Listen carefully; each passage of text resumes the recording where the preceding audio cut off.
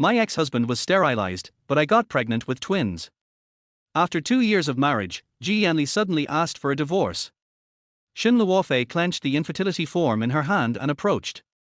Yanli, you are so mean. You want to blame the divorce on my inability to have children. I won't take the blame. He pushed her away in disgust. What do you want to do? She curled her red lips and smiled seductively. Of course I want you to fulfill your husband and wife obligations. The next day, Shen Luofei took advantage of him and left a word before escaping. Yanli, your skills are really bad. I'm going to find some fresh meat. Yanli angrily issued a global arrest warrant to arrest Shen Luofei. 5 years later, she returned with a smart and handsome baby. He immediately cornered the woman and said viciously, Shen Luofei, don't try to escape this time. Bad guy, you are not allowed to bully my mommy. Yanli looked down and saw a picture of a cute little baby who looked exactly like himself, and he immediately questioned. Shen Luofei, whose child is this? Of course it's mine. Which wild man did you have the baby with? Stupid daddy, of course it's mommy and you. Chapter 1, Fulfilling Marital Duties. Shen Luofei, you little bitch. You tricked us into marrying into the Ji family. You were born infertile, and now you're going to ruin Yanli's bloodline. In the gynecology examination room, Shen Luofei's mother-in-law, Xie Jinglei, slapped her face hard. Shen Luofei covered her burning cheek and looked in disbelief at the examination report. She shook her head. It's impossible, my body's fine. The reason she hadn't gotten pregnant in 2 years of marriage was that Yanli had never touched her. The test results are clear, and you still won't admit it. I'm going to teach you a lesson for my son today. Xie Jinglei was furious, and Jiushi, who was wearing a white coat, pretended to hold her back. Aunt, please calm down. I believe Luofei didn't intentionally trick us into marriage. She just really wanted to marry Yanli and be the young mistress of the Ji family. Jiushi, you're just too kind. If she hadn't used tricks to force Yanli to marry her, you would have married him, and I would have been holding a fat grandson by now. Watching the two of them act in unison, Shen Luofei suddenly understood. Jiushi, did you tamper with my test results? Jiushi looked at her with a pitiful expression. Luofei, it's clear that you're the one who can't have children, why are you accusing me? Shen Luofei, Jiushi has been so kind to you, and yet you're turning on her. Divorce, the Ji family doesn't want a malicious daughter-in-law. Shen Luofei saw a gleam of satisfaction in Jiushi's eyes. Their goal was to force her to divorce, but she wouldn't let them succeed. I'll prove to you that I can get pregnant. As for the divorce, that's between Yanli and me, and you have no right to interfere. After saying this confidently, Shen Luofei's face paled as she returned to the villa. As soon as she pushed open the door, she saw Yanli sitting on the sofa with his legs crossed, a document placed on the coffee table. The man's handsome face looked icy cold. He lifted his gaze, and their eyes met. She felt a cold shiver run from her feet to her head. Shen Luofei, let us get a divorce. Even though she had mentally prepared herself, the words still made her heart ache. After all, she had liked Yanli ever since the first time they met when she was 10.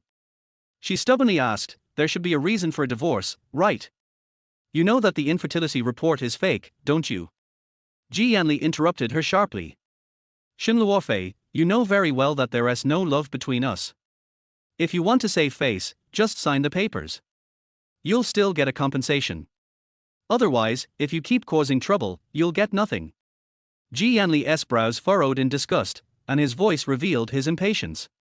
Shen Luofei froze, instinctively clenching her fists. Yes, indifference is the cruelest thing. Back then, Jiushi had rejected Yanli because the Ji family's business was in trouble, and just before the wedding, she left him. It was then that old Master Ji turned to her grandfather for help. Her grandfather and old Master Ji were old friends, and knowing she liked Yanli, he had arranged for her to marry him, only for Jiushi to accuse her of being a scheming woman. Since marrying, Shen Luofei had faithfully played her role as a wife while Yanli worked hard in business. She took care of him diligently. Now that Jiushi had returned from studying abroad, Yanli was eager for her to return to her rightful position as his white moonlight. Shen Luofei sneered, then suddenly rushed into Yanli's arms, tightly wrapping her arms around his strong waist. Yanli's face darkened, and he instinctively tried to push her away. Shen Luofei, what are you doing? Shen Luofei gave a seductive smile, her red lips close to his icy thin ones, and the smell of alcohol hit her. He had been drinking. Yanli, the Ji family wants to blame our divorce on my infertility, but I won't take the fall for that. I want to see whether it's you or me who has the problem. Now you have to fulfill your marital duties. The two words, not functioning, were the last thing a man wanted to hear, and Shen Luofei was clearly poking the tiger in the eye. Hearing this, Yanli's eyes turned bloodshot, and the veins on his neck bulged. Shen Luofei, you're shameless. Do you know the price for provoking me? I'll make you wish you were dead. All right, I'd like to see how powerful you are. I don't want to be a laughingstock and stay a virgin even after the divorce. Yanli gripped the back of her head, his jaw clenched in anger. Shen Luofei, tonight you'll learn how to write the word death. Yanli's assault was fierce, like a wild wolf that could never be satisfied, and he tormented her all night long. The next morning, Shen Luofei woke up in the bedroom. She opened her eyes, recalling everything that had happened from the living room to the bedroom last night. Her fair face immediately turned bright red. Her slender legs were trembling. After putting on her clothes, she looked at Yanli, who was lying naked on the bed with his muscular chest exposed, then took the only coin she had and placed it on the bedside table. Finally, she turned and left without looking back. 3 hours later, Yanli woke up. He looked around the empty bedroom. Shen Luofei was gone. He had drunk too much at the banquet last night, and with the alcohol affecting him, plus being enraged by the woman, he had lost control and slept with her. As soon as he put on his clothes, he saw the coin on the nightstand. What did that mean? The next second, the servant who was bringing lunch knocked on the door. Yanli snapped, "Have you seen Shen Luofei?" The butler respectfully handed over the divorce agreement and then spoke. "Young master, this is the divorce agreement signed by young madam.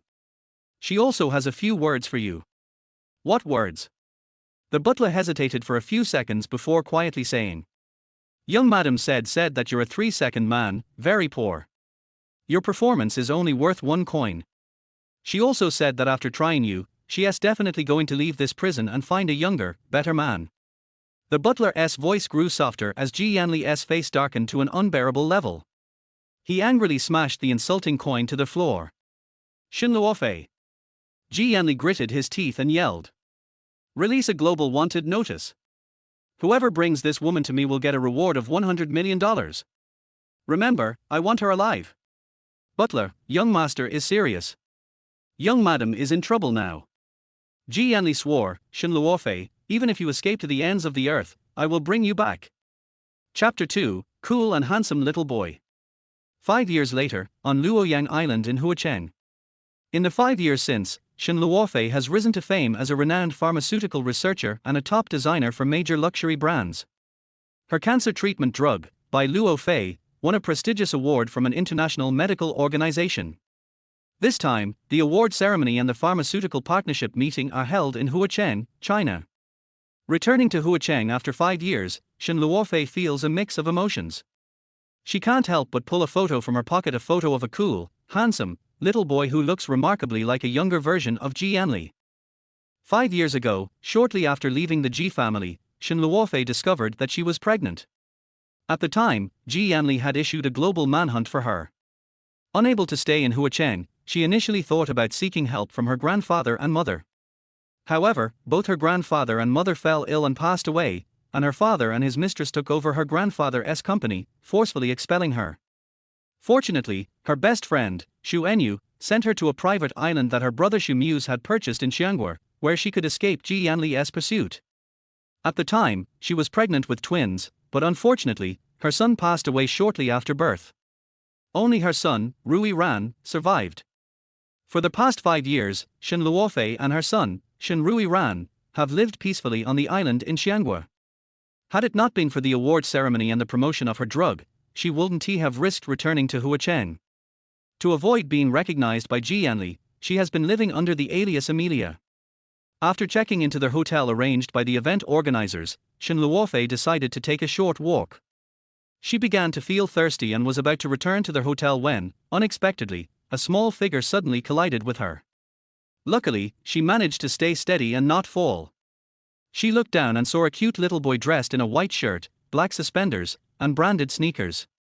Just as she was about to ask if he was okay, her heart skipped a beat when she saw his face. The boy's soft, round face and big black and white eyes were unmistakably like Rui Ran's. Rui Ran wasn't he supposed to be here in Huacheng, he was supposed to be on the island in Xiangwa. How did he end up here? Shen Luofei's anger flared up as she immediately grabbed the boy's soft hand. Shen Rui Ran. You're so brave to sneak away and come to Huacheng without telling me. Do you know how dangerous the outside world is? What would have happened if you ran into bad people? Rui Ran was lively, playful, and a bit mischievous. However, he had never left the island since he was born. If he hadn't run into her today, she would have been frantic with worry. Rui Ran usually liked to wear casual sportswear, but today he was dressed so formally, which was unlike him. Jiushi, seeing the serious and beautiful lady scolding him, was puzzled. She called him Rui Ran, but that wasn't his name. Perhaps she had mistaken him for someone else. Realizing this, though annoyed at being scolded without reason, Jiushi remained polite and explained, "Pretty auntie, I'm not the Rui Ran you're talking about. Please move aside, I need to go to school." Today, Jiushi had overheard his grandma saying that his father was marrying that bad woman, Yang Chushi, and he had argued with his father and grandma before running away from home. He had planned to go to school, but when he realized his father might come looking for him, he decided to go in the opposite direction. But he ended up bumping into this strange lady. Shen Luofei, hearing her son lie and pretend not to know her, was initially angry. But when she heard him seriously say he was going to school, she couldn't help but laugh. Rui Ran, even if you're lying, you need to have some reasoning. You've always hated school. Now stop messing around. I won't scold you, but come with mommy back to the room. The more time they spent outside, the more danger they were in. She couldn't let Yanli have a chance to snatch Rui Ran away, he was her everything. As Shen Luofei tried to lead Jiushi back, he pulled his hand away from hers again. "Auntie, I'm not causing trouble. I really am not Rui Ran. My name is..." Just as he was about to tell her his name was Jiushi, Shen Luofei interrupted with a frown. "Rui Ran, mommy's patience is limited. Stop joking around." Seeing her getting upset, Jiushi hesitated for a moment before asking, "Auntie, do you have evidence that I'm Rui Ran?" Shen Luofei sighed helplessly and took out a photo from her pocket. She handed it to Jiushi. Jiushi took the photo and saw the little boy in the picture, who looked just like him, happily leaning into Shen Luofei's embrace. He was stunned. His little mind was in chaos, and he needed some time to calm down. He couldn't believe there could be someone exactly like him, unless they were twins. He had once asked his father where his mother was, and every time his father had angrily told him that his mother had died. Perhaps his mother hadn't died after all. Maybe this beautiful lady in front of him was his real mother. The thought of not being alone in the world, of having a brother and a mother, made Jiushi excited. However, this was just a guess, and he couldn't tell her the truth yet. "Rui Ran, it's time to go back with mommy." Okay, I was wrong," Jiushi quickly apologized obediently. Shen Luofei. Jiushi, who had always been mischievous and domineering, was now apologizing. This wasn't like him at all. Could it be that she had been too harsh earlier and scared him? After thinking for a moment, Shen Luofei softened and smiled gently. "Well, Rui Ran, mommy was just worried about you, that's why I was so strict. Next time, don't run away from abroad by yourself. By the way, how did you get on the plane? Children aren't allowed to travel alone without an adult guardian." Jiushi's big eyes twinkled as he awkwardly explained, "Of course I. Did Xu Enyu secretly bring you here? Where is she? Xu Enyu? She must be mommy's friend," thought Jiushi. He silently apologized to Aunt Xu Enyu and reluctantly nodded his head. "Okay, I'll call Xu Enyu and ask her why she is so childish at her age. How can she be a godmother?" Shen Luofei was about to call Xu Enyu, but then she stopped. If she called her, the lie would be exposed. Jiushi wasn't good at lying, so he bravely tried to convince Shen Luofei. "Mommy, don't blame Aunt Enyu. I begged her to bring me here. Mommy, I'm hungry. Can we go eat something?" Jiushi's cute, pitiful look instantly melted Shen Luofei's anger. She crouched down, kissed Jiushi on the cheek, and gently took his little hand. "Okay, you can have whatever you want to eat today. Mommy will treat you." The kiss from mommy was soft, and her scent was sweet, This was Jiushi's first time being kissed by mommy, and his fair little face turned red from the embarrassment. At the entrance of the Luoyang Island Hotel, a group of well-trained bodyguards stood in 2 rows. A long Rolls-Royce Phantom pulled up, and a tall, handsome man in a perfectly tailored black suit stepped out. He exuded an intense aura of "stay away," and his presence caused the temperature around him to drop, creating a tense atmosphere. Chapter 3: Enemies on the Same Path.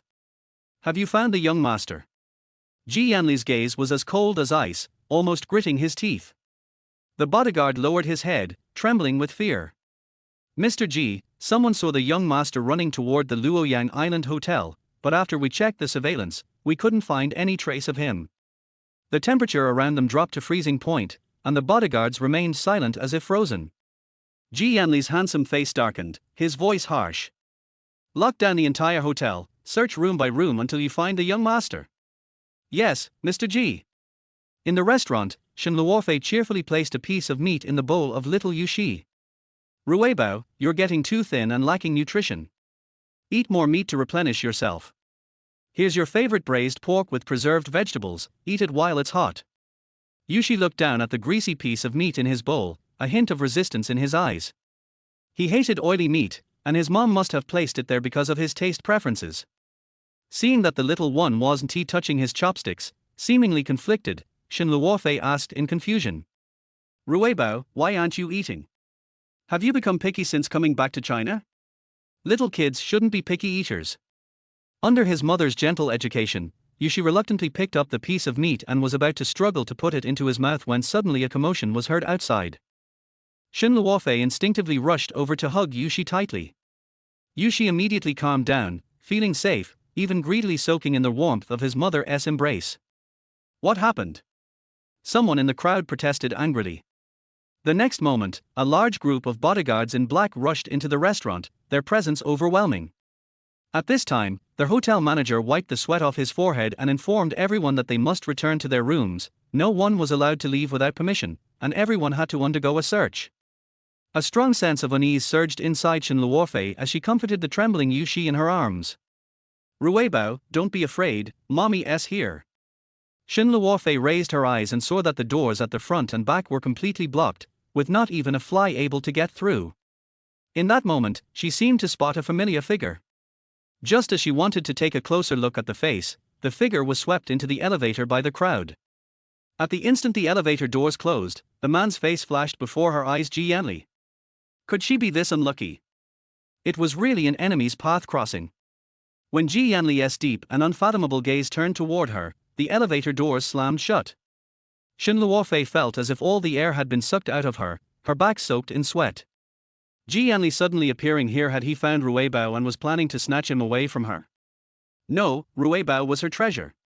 She would never, not even if it cost her life, let Yanli, that devil, take him.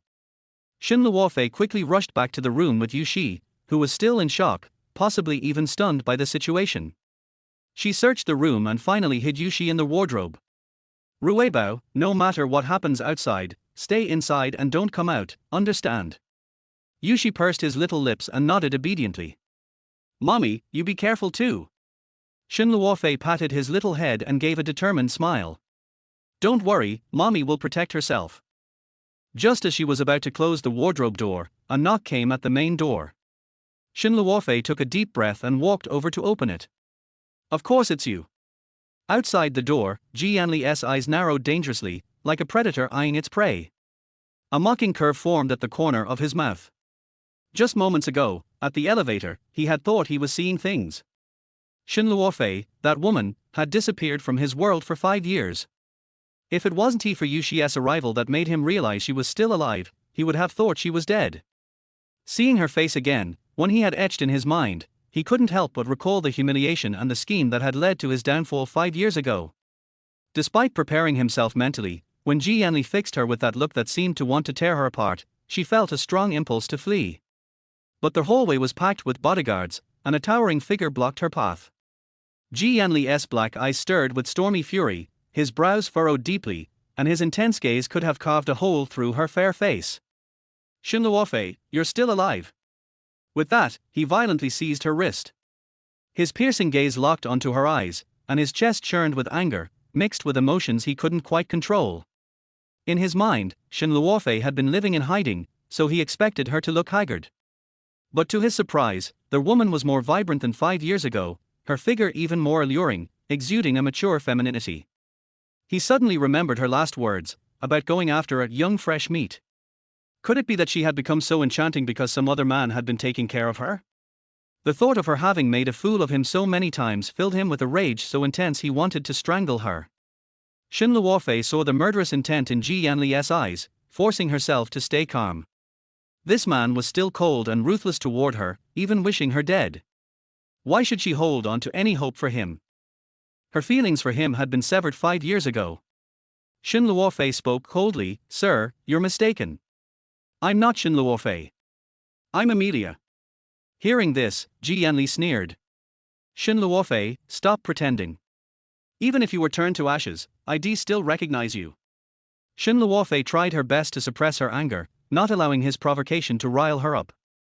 "Sir, if you're here to cause trouble, I don't welcome you. Please leave immediately." Yanli hadn't forgotten his purpose. He and Shen Luofei would settle their scores later. Right now, finding Jiushi was his priority. Yanli's cold gaze swept past Shen Luofei and scanned the room, finally stopping at the wardrobe. "What are you going to do?" Shen Luofei asked in a panic. Ignoring her, Yanli swiftly approached the wardrobe. Jiushi, hiding inside, curled his small body, not daring to breathe.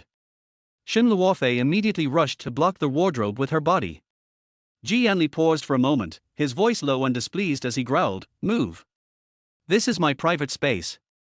You're not the police, you have no right to search my room." Seeing her blocking him, Yanli stepped forward, his tall figure completely overshadowing her small frame. "You're acting so guilty, are you hiding something shameful inside? Like your lover? Stop talking nonsense. All I have in there are personal clothes. Do you have a perverted hobby of spying on women's private clothes?" The bodyguards outside murmured, "Dare to call Mr. G a pervert? This woman is the first, she's doomed." Upon hearing this, Yanli's face darkened. Furious, he roughly pushed Shen Luofei away from the wardrobe and reached for the door. Just as he was about to open it, a voice suddenly came from outside. "Mr. G, we found the young master." Chapter 4, Forced. Young master? Could it be that Yanli has married Jiushi and had a child? Although she had given up on Yanli a long time ago, Shen Luofei felt a little unhappy when she learned that he married another woman and had children so quickly. What a scumbag! Yanli quickly withdrew his hand, turned around, a hint of surprise appeared in his deep eyes, and he asked quickly, "Where is the young master? Take me there." However, Yanli had only taken a few steps when he suddenly stopped in front of Shen Luofei, who was about to breathe a sigh of relief. A storm was brewing in his bottomless black eyes, and a strong sense of oppression instantly came over him. "Shen Luofei, let's slowly settle our accounts," he instructed. "Guard this gate, no one is allowed to go out without my permission." Hearing this, Shen Luofei was about to explode with anger. She rushed directly towards Yanli, but was ruthlessly stopped by the bodyguard. "Yanli, you bastard, what right do you have to control my personal freedom? Be smart and remove your bodyguards immediately, or I will call the police to arrest you." A mocking arc appeared on Yanli's charmingly handsome face, and he snorted coldly. "Shen Luofei, you didn't admit it just now, and you even gave yourself an ugly foreign name. But you were exposed when I provoked you." Hearing his shameless plan, Shen Luofei's pretty face flushed. She pointed at him and said, "You are despicable and shameless." "Oh, when it comes to being despicable and shameless, how can I compare to you? You have reminded me, Miss Shen, if I report to the police that you raped me 5 years ago, how many years do you think you will be sentenced to?" Yanli's tone suddenly became cold, and his rough fingertips suddenly clamped her chin. Shen Luofei couldn't believe that Yanli would say such shameless words in public.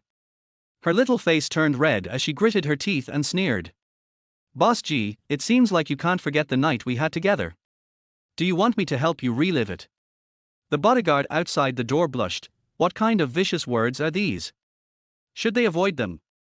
Shen Luofei's red lips suddenly moved close to him, and the unique orchid scent of a woman filled his nose. Yanli's mind emerged with their only passionate night. However, the next second, Yanli pushed her away with a gloomy face. I'm not interested in a frivolous woman like you. After saying that, without waiting for Shen Luofei to react, he slammed the door and walked out in a hurry. Along the way, Yanli's brows were furrowed, his eyes were filled with murderous intent, and his hands kept pulling at his tie. Damn it, he was almost seduced by that woman just now. This woman's methods of seducing men are even more powerful than those 5 years ago. He would never allow the mistake made 5 years ago to happen again. In the VIP room, little boy Shen Luofei kept trying to escape but was stopped by the black-clad bodyguards outside. He shouted loudly, "Why are you arresting me? I still want to find my mommy, please let me go." Not long after mommy left Xiangdao, the clever little Rui Bao secretly hid in the storage compartment of Uncle Xu Muzher's plane. After the plane left Xiangdao and stopped at Huacheng Airport, he successfully arrived at Luoyang Island without anyone noticing, without letting Uncle Xu Muzher know. He knew that the hotel where mommy worked and stayed was right here, but he had just walked into the gate of Luoyang Island when he was forcibly grabbed by the group of men in black, and no matter how he beat or scolded them, it was of no use.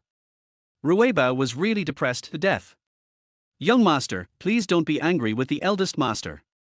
The eldest master will be here soon." "I'm not your young master, and I don't know your eldest master." He angrily took his short legs and tried to rush out of the encirclement, but he was hugged by the bodyguard again. Rui Bao was not polite either, and bit the security guard's arm hard with his little teeth. "Woo, bad guy, let me go." "Jiushi, that's enough, don't go too far." The struggling Rui Bao heard a very majestic man's voice from above his head. He couldn't help but raise his head and carefully looked at the tall and mighty man in front of him. This handsome uncle looks a little familiar. By the way, I have seen reports about him on the internet. He is the world's richest man who has been ranked first on the Forbes celebrity list for 5 consecutive years. But they had never seen why the look in his eyes when he looked at them was filled with doting and anger, and why the bodyguards just now called him young master. His little head turned quickly, and he remembered that he had seen the photo of this man in his mother's wallet. Could he be the scumbag father who abandoned his wife and children and cheated on his wife? Rui Bao was originally very happy to see him, but when he thought that he was a heartless man, his mood instantly became extremely bad. He stared at the man with his big black grape eyes, his eyes full of undisguised anger. Yanli suppressed his anger and looked at the person in front of him who had changed his clothes. Moreover, they were the childish cartoon clothes that Jiushi disliked the most. His brows couldn't help but frown. "Jiushi, I won't mind you running away from home this time, but I won't allow you to do that next time. Come home with me." Yanli squatted down with his long legs and was about to grab his little hand, but he pushed it away with a dark face. Rui Bao is very smart. He has obtained important information from his scumbag father's words, which is that there is a child named Jiushi who looks exactly like him and has run away from home. That is to say, he has a twin brother in this world, and the reason why his brother ran away from home must be that he was abused by his stepmother. Before coming to China, he secretly investigated and found out that Jiushi was the mistress between daddy and mommy. Thinking of this, Rui Ran suppressed his excitement and his face became serious. "If you don't drive that bad woman away, I would rather beg for food than go back to that cold home." Yanli's hands stiffened, his face darkened, and he asked unhappily, "What bad woman? In our Ji family, there are no other women except your grandmother. Does the scumbag dad have selective amnesia or is he lying with his eyes open?" Rui Bao put his hands on his hips, very tough and confident, and responded to Yanli. "Everyone knows that you are going to marry Jiushi and be my stepmother soon. Rather than being tortured to death by my stepmother, I might as well disappear early and avoid being an eyesore to you." Yanli's handsome face was darker than charcoal. Although Jiushi didn't like Jiushi, he still had good manners and would never speak to him in that tone. Did Jiushi get provoked by something and become so irritable? Yanli suppressed his anger again and had to explain patiently. "Jiushi, daddy never plans to get married again." This was the maximum he could explain. Rui Bao frowned and didn't believe it. Men's words are lies. If you really don't want to marry her, you should let her disappear from your world completely instead of dragging it out. As a man, I hate flirting the most. Chapter 5 Rui Bao angrily scolds the mistress. The bodyguards on the side were stunned after hearing this. When did the young master become so good at talking back at people? They wished they could ask the young master to be their teacher. Yanli had lived for almost 30 years, but this was the first time he was unable to fight back after being confronted by his son. Jiushi, don't push your luck, come home with me. Yanli did not give the little guy any chance to escape. He picked up the gurgling little guy with his long arms and walked out with big strides. Rui Bao finally vented his anger for his mommy, and then he realized the danger. He kicked Yanli's chest hard with his little feet, and his white shirt was covered with the little guy's footprints. I don't want to go with you. I want to go find my mommy. Hearing this, Yanli slapped him on the butt, his face frighteningly gloomy. You don't have a mommy. Your mommy died a long time ago. Shen Luofei, that irresponsible woman, secretly gave birth to Jiushi, and one day left the dying Jiushi at the doorstep of the Ji family, and ran away to the ends of the earth to live happily. She is not worthy of being Jiushi's mother. Wow, you bad guy, my mommy is not dead. In Rui Bao's mind, mommy is the most important. He will not forgive anyone who dares to speak ill of mommy.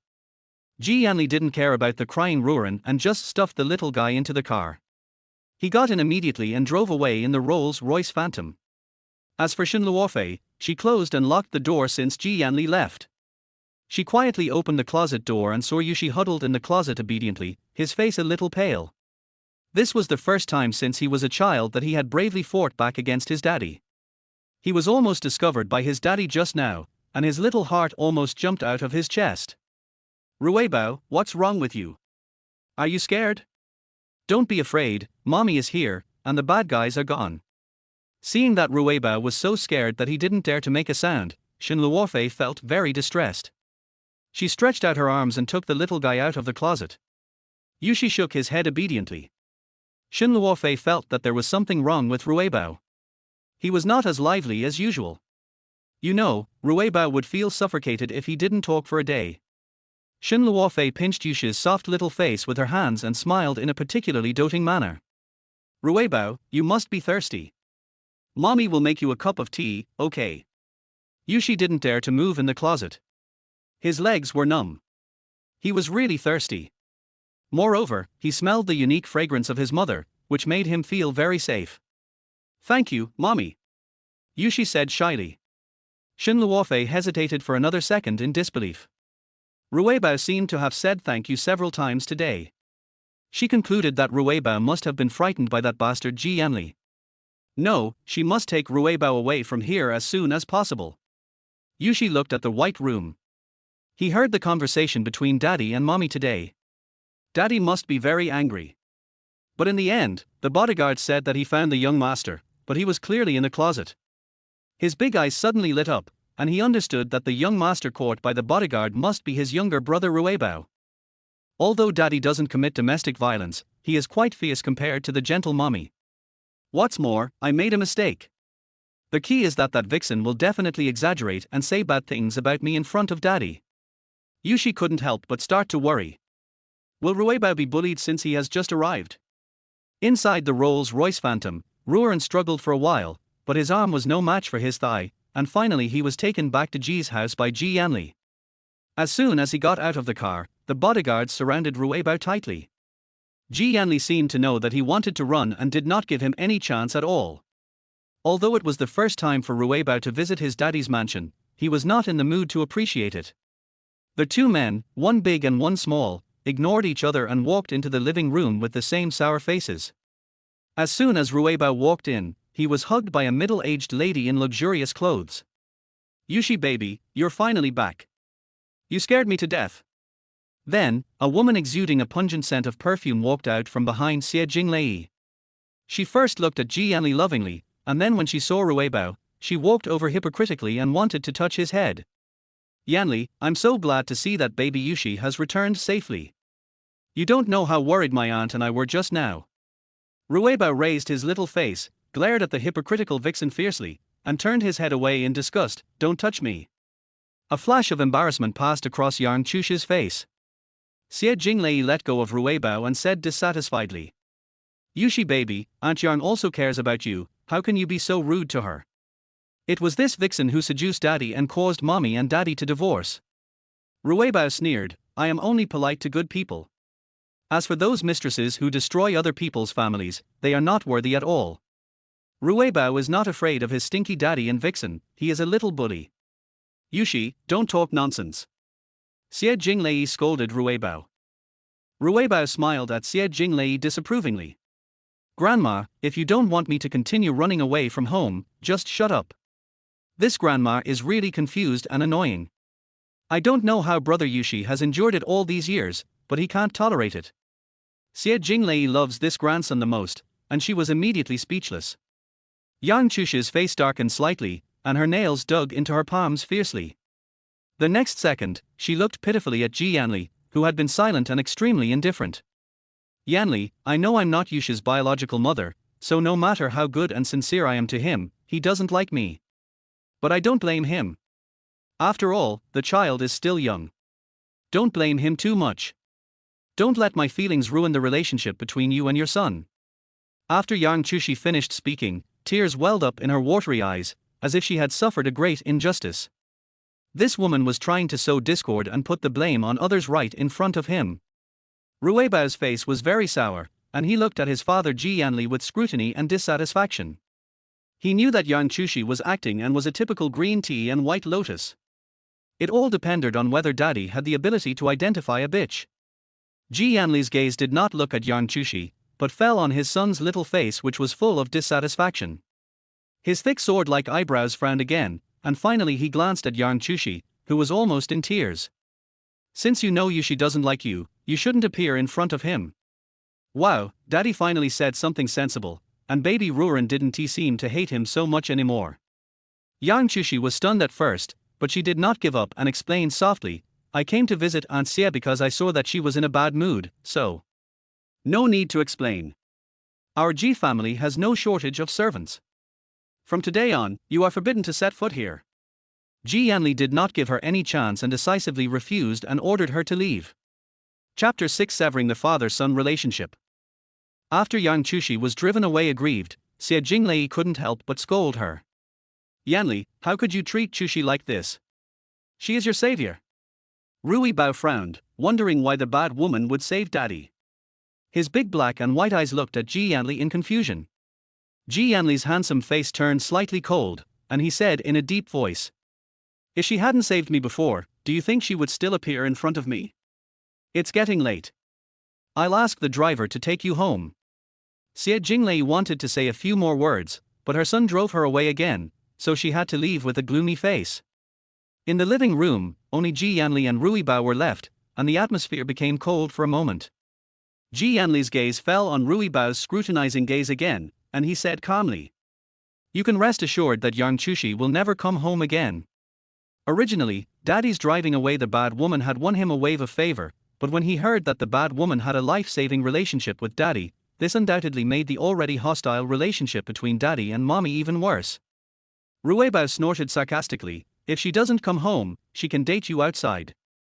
She is your savior, you will definitely not be willing to abandon her. Oh, I have such a miserable life. If Daddy has a child with his stepmother, he won't like me anymore. I might as well leave early and find Mommy. At least Mommy won't abandon me.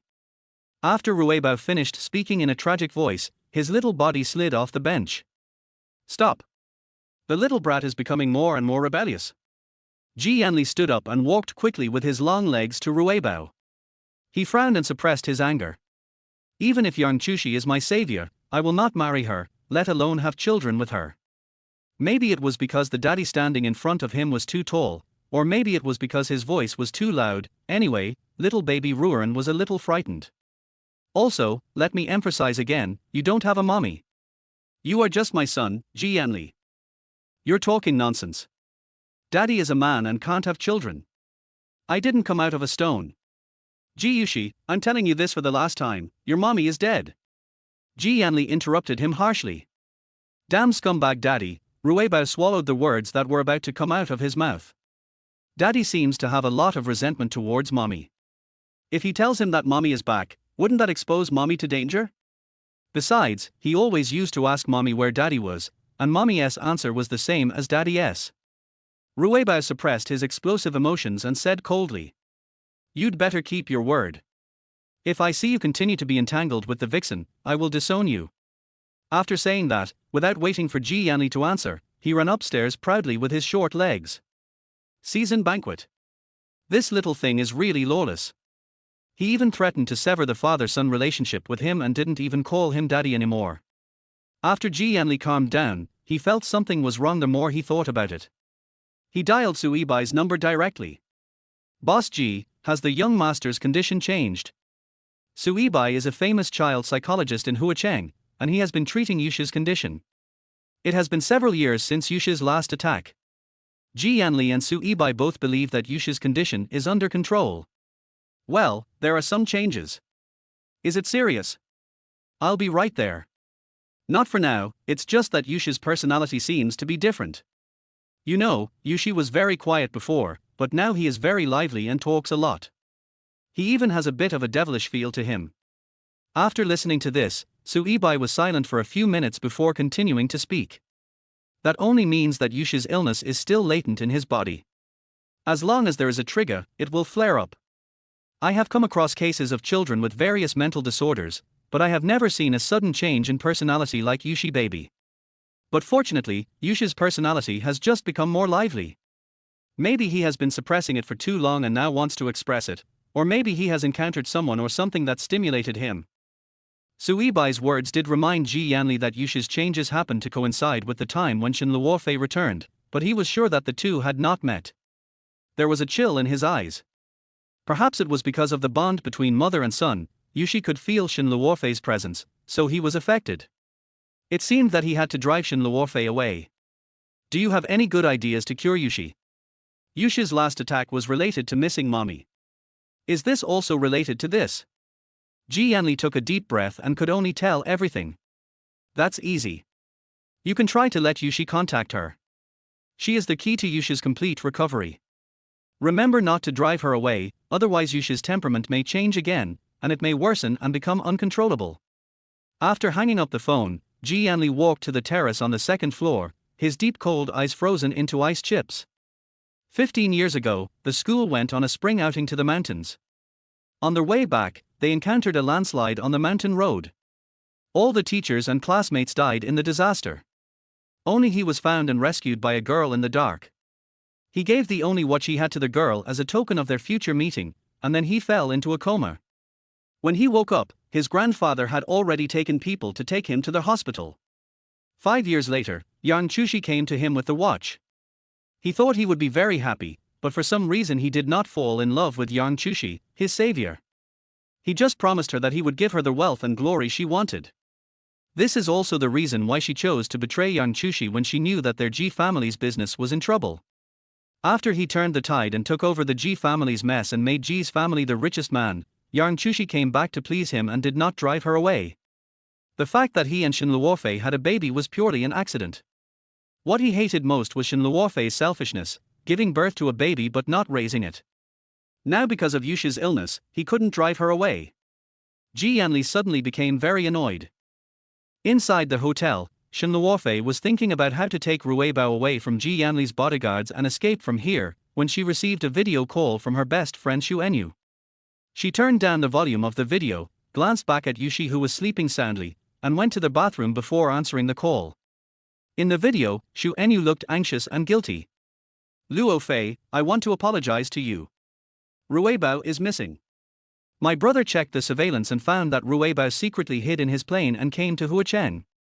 After that, Rui Bao disappeared. My brother is looking for Rui Bao everywhere. Xuanyu was so anxious that she was about to cry, but Shen Luofei smiled and comforted her. Enyu, I know about this.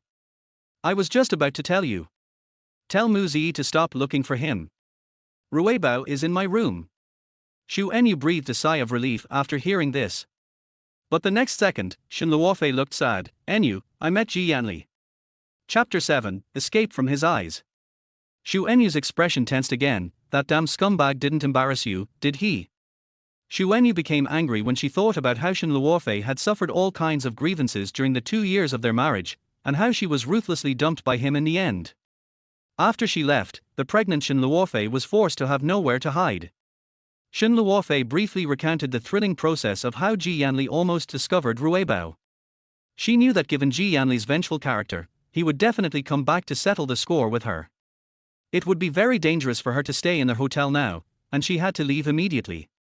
After Shu Enyu scolded Ji Yanli again, he made the suggestion. Luofei, my brother has been invited to Huacheng to participate in a large-scale research project near Luoyang Island. He will find a way to save you. Shen Luofei owed Shu Muzhe and Shu Enyuan too much. She didn't want to drag Shu Muzhe into the water this time, so she chose to refuse. Enyu, this is a feud between Ji Yanli and me. I can't trouble Mu Ziyi anymore. Shu Enyuan said righteously. Luofei, you are being polite. The most important thing now is not to let Ji Yanli find out about Rui Bao. Huacheng is his territory, and it will be difficult for you to snatch Rui Bao from him. So listen to me and wait for news. Shu Enyu was right. The most important thing right now was to bring Rui Bao to a safe place. After coming out of the bathroom, Shen Luofei saw Jiushi stretching and sitting up from the quilt with a tired look on his face. Mommy. Hearing Yushi's soft, baby voice, Shen Luofei's heart melted. She quickly walked to the bed, opened her arms and hugged the gurgling Jiushi. Jiushi threw himself into his mother's milk-scented body and was immediately lifted up. Baby, are you awake? Jiushi nodded shyly, probably because it was the first time in 4 years that he slept so soundly next to his mother. So do you want to leave here? Jiushi raised his chubby little face, blinked his long eyelashes, and felt a little conflicted inside. Although Daddy is very good to him, after interacting with Mommy just now, he wants to spend more time with her even more. Yes. Mommy, where are we going? Yushi's big eyes were filled with anticipation. Take you to a fun and safe place. Shen Luofei kissed the little guy on the forehead, and then began to comb his hair and dress him. Not long after, Shen Luofei received a message from Shu Enyu. Ji Yanli's people have been led away by my brother's people. You should quickly take Rui Bao to exit E. There is a car waiting to pick you up at the door. Although Ji Yanli's people were sent away, there were surveillance cameras in the hotel corridors, and Shen Luofei absolutely could not let Ji Yanli discover Rui Bao's existence. The surveillance in the corridor was easy to deal with. She took out her cell phone and hacked into the hotel's surveillance system, blacking out all the surveillance on this floor, the lobby, and the road to exit E. Surveillance can be erased, but human eyes cannot be erased. How can we prevent people from seeing Rui Bao? Seeing that Mommy's eyebrows were furrowed, Jiushi baby asked softly and considerately, Mommy, have you encountered any difficulties? Yeah. After Shen Luofei finished speaking, Jiushi baby smiled and pointed to the suitcase on the side. Mommy, my body will fit in the suitcase so no one will find it. Shen Luofei suddenly realized. She rubbed the little guy's furry hair. My dear, you are so smart. After receiving praise from his mother, baby Jiushi blushed shyly again. Shen Luofei took out all the clothes in the suitcase and put them in the closet. Then Jiushi cooperated by shrinking his body so that the suitcase was just the right size. Then, Shen Luofei put on some exaggerated heavy makeup, put on a hat and scarf, and carefully dragged her suitcase out of the hotel. She found that Ji Yanli's bodyguards seemed to have decreased. She looked up and saw exit E. She concealed her excitement and walked over quickly. However, when she was only a few steps away from exit E, a bodyguard in a black suit stopped her. She was forced to stop. What's your name? Where are you going? Keep your head up. My name is Mi Bai. I'm going on a date with my lover. His car is outside. Please don't waste my time. Shen Luofei raised his head, showing an exaggerated smile, and flirting with the bodyguard in a frivolous way. The bodyguard looked at the photo on the phone, and then saw Shen Luofei's grimacing face, and felt like vomiting. The bodyguard frowned in disgust, his eyes fixed on her suitcase. You're going on a date, what suitcase do you bring? Open it and check it. Shen Luofei was stunned for a moment. If he opened the suitcase, wouldn't he find Rui Bao? Shen Luofei smiled coquettishly and spoke in a particularly artificial clipped voice. These are all personal sex toys. I'm afraid you won't be able to bear it, little brother. The bodyguard shuddered and took a step back solemnly. Open. Shen Luofei pursed her lips in displeasure, and just before she was about to open the suitcase, she suddenly pointed behind the bodyguard and exclaimed. Boss Ji, why are you here? Upon hearing that President Ji was coming, the bodyguard turned around in panic. Shen Luofei took the opportunity to quickly run to the car with the suitcase. By the time the bodyguard realized he had been cheated and was about to chase after the car had already left Luoyang Hotel. Shen Luofei breathed a sigh of relief, then quickly opened the suitcase, and baby Yushi's little head immediately popped out. Rui Bao, are you okay? She was afraid that Rui Ran would feel suffocated and was worried to death. This was the first time that the law-abiding Jiushi experienced such an exciting thing, and his heart was pounding. Mommy, I'm fine. That's good. Mr. Driver, where are we going next? It's like this, Miss Luofei, Mr. Muzi has already arranged everything for you. He has a vacant villa in East Lake of Huacheng. You can live there first. In order to prevent Yanli from discovering her whereabouts, Shen Luofei didn't even dare to buy a house in her own name and could only live in Shumujer's house. On the other side, the bodyguard reported to Yanli in trembling fear. Boss Ji, Shen Luofei ran away. How can a living person escape right under our noses? You idiot, hurry up and find him. Yanli clenched his hands into fists, veins bulged on his forehead, and a storm was brewing in his deep, narrow eyes. Bodyguard, everyone said Shen Luofei was a first-rate cold beauty, but who knew she would wear such gaudy makeup and behave so frivolously, which is why they were fooled. After being brought back to the room by the housekeeper last night, Rui Ran looked around Yushi's room. The first thing he found was Yushi's photos. There were various photos from when Yushi was 1 year old to 4 years old. He was not wrong, he and Yushi looked exactly like each other. There were many books on the bookshelf in the room, including those on computers and finance. He flipped through them and saw that they were all profound and difficult adult books that even today's doctoral students might not be able to understand. Rui Ran just yawned while reading.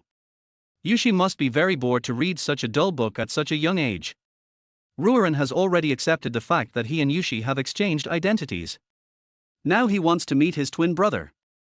However, the villa is full of his father's bodyguards. How can he avoid them and find Rui Ran? Chapter 8, Sleep with You Tonight. Boss G, we traced the license plate number of the car that took Shen Luofei away and found that the license plate is fake. Yanli's handsome face was covered with a layer of haze, and he looked sharply at the bodyguard who came to report. Immediately block all major airports, ports and train stations. Even if you have to dig up the entire Flower City, you must find her. I only give you 3 days. Yanli issued a death order, and the bodyguards all lowered their heads in fear. Yes, President G. Were there any clues left in her room? We carefully checked the room where Shen Luofei lived and found that Miss Shen did not take any clothes with her. Hearing this, Yanli frowned and narrowed his eyes dangerously. Everyone present saw Shen Luofei dragging a suitcase that seemed very heavy, but there were no clothes in it. So what could it be? Yanli immediately had a terrible thought. Could it be that this woman had stolen Yushi again? Yanli quickly dialed the villa's phone. It was Butler Lee who answered the phone. Master. Yanli asked nervously, is the young master home? Yes, I just went upstairs to deliver food to the young master. Yanli breathed a sigh of relief, but was brought up again the next second by the butler's words. Master, please come back soon. The young master is angry and refuses to eat. He is still so young, what if he gets hungry? Butler Lee was so anxious that he almost cried. This little bastard is really endless. Yanli held his forehead with a headache and said, I'll be back right away. At the G family villa, Butler Lee knocked on the door and walked in with delicious food. Young master, I asked the kitchen to make your favorite pineapple shrimp. You are growing up now, so you must not go hungry. Rui Ran, who was lying on the bed, smelled the aroma of the food. He glanced at the delicious food with his big eyes, and finally looked away with difficulty. He swallowed and told himself that he must hold on for the success of the plan, even though baby Rui Ran hadn't eaten for a day and was already starving. He simply closed his eyes and snorted, Take it away, I don't want to eat it. Hey, young master, if this goes on, the eldest master will be distressed. When mentioning the Yanli, Rui Ran's face became even more sour. Don't lie to me.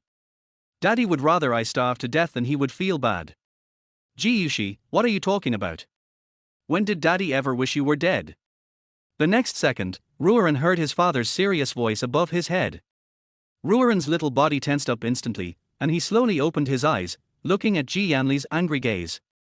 Daddy is so scary when he gets angry. Master. Yanli glanced at the untouched food in the butler's hand and said, You go out first. The housekeeper looked at the angry Rui Ran and said, Master, the young master was just naughty for a moment, please don't blame him. After Yanli rushed home in a hurry, He was really annoyed when he heard the little guy's words. He has been both a father and a mother to raise him in the past few years.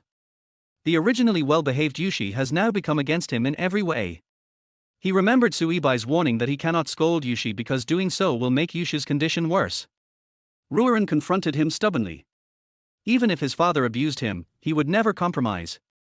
Looking at the stubborn little guy who was 80% similar to himself, Yanli sighed helplessly. Perhaps I have been too busy with work over the years and neglected to care for Jiushi, which has caused Jiushi to miss his mother more and affected his mind. Yanli sat down gently on the edge of the bed. Rui Ran saw his father's hand raised. He bit his lips tightly, fearfully waiting for his father's slap to fall. However, Daddy's hand finally rested on his little hand, and Yanli spoke in a rare gentle voice. Jiushi, it's Daddy's fault. Daddy apologizes to you. You can't starve yourself just because you're angry with Daddy.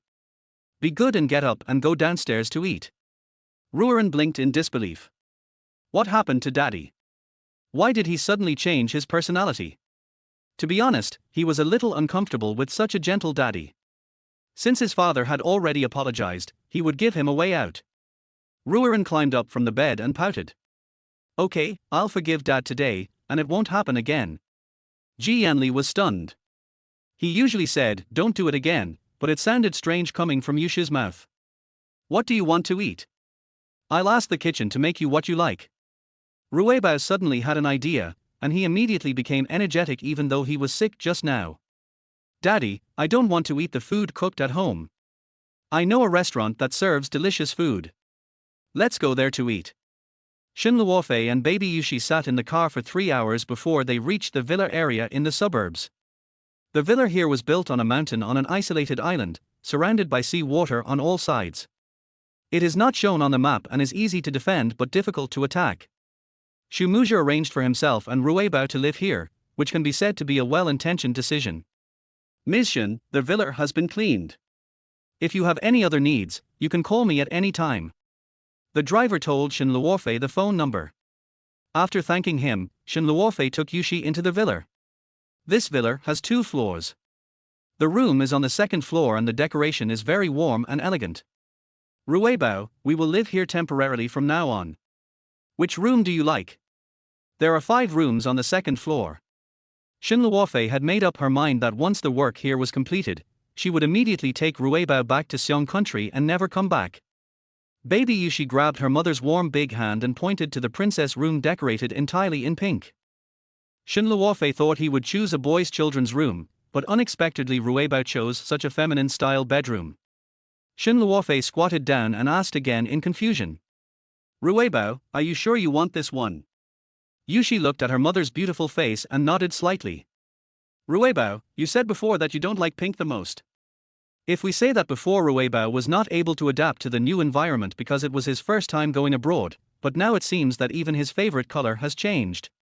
Faced with mommy's questioning tone, Yushi's smile froze and his little heart skipped a beat. It's over, Rui Ran doesn't he like pink, has he revealed a flaw? Jiushi seemed a little flustered, his head turned around, and then he explained. That's because mommy is a girl, and in my heart mommy is a princess. Princesses on TV all like pink. I want to sleep with mommy tonight. Jiushi has never slept with mommy yet. Mommy's arms are so sweet and soft, it must be very comfortable. Baby, it turns out you did this all for mommy. I love you so much. When baby Jiushi was nervously waiting for his mother, Shen Luofei surprisingly hugged his little face and kissed him again and again, making baby Jiushi feel embarrassed. Rui Bao, mommy promised to sleep with you tonight. Now mommy will help you take off your clothes and go take a shower. Hearing this, the smile on Yushi's face froze instantly, and he said embarrassedly, Mommy, no need. Chapter 9, 2 Little Ones Meet. Shen Luofei looked confused, why? Yushi's eyes wandered around, and he said shyly, I'm a boy, and mommy is a girl, so I can take a bath by myself. When Shen Luofei saw Yushi's shy look, she couldn't help but pinch his little face and almost laugh to death. Rui Ran, you're still shy. Mommy was the one who gave you the bath before. Jiushi couldn't help but widen his eyes. In the past, at most his daddy would give him a bath, and he didn't know how his daddy was doing. Seeing the little guy so frightened, Shen Luofei decided not to tease him anymore. Okay, mommy will prepare the water for you, and you can go take a bath by yourself, okay. Yushi then breathed a sigh of relief, then smelled the sweat on his body and nodded. Because Shen Luofei missed Rui Ran, she took a set of Rui Ran's clothes with her when she left, which came in handy. Yushi took the casual suit with cartoon tigers printed on it from his mother and said reluctantly, "Thank you." After taking a bath, Yushi hesitated for a long time before putting on Rui Ran's clothes. This younger brother of his is good in every way except that his dressing style is a bit childish. "Rui Bao, are you okay?" "Mommy, I'm fine." Shen Luofei smiled when she saw the little guy coming out of the bathroom awkwardly. "Rui Bao, you like this dress the most. It seems like you don't like it anymore." "No, I love it." "Mommy, I'm hungry." Yushi quickly changed the subject.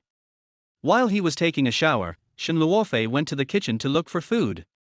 It seemed that no one had lived here for a long time, so the refrigerator was empty.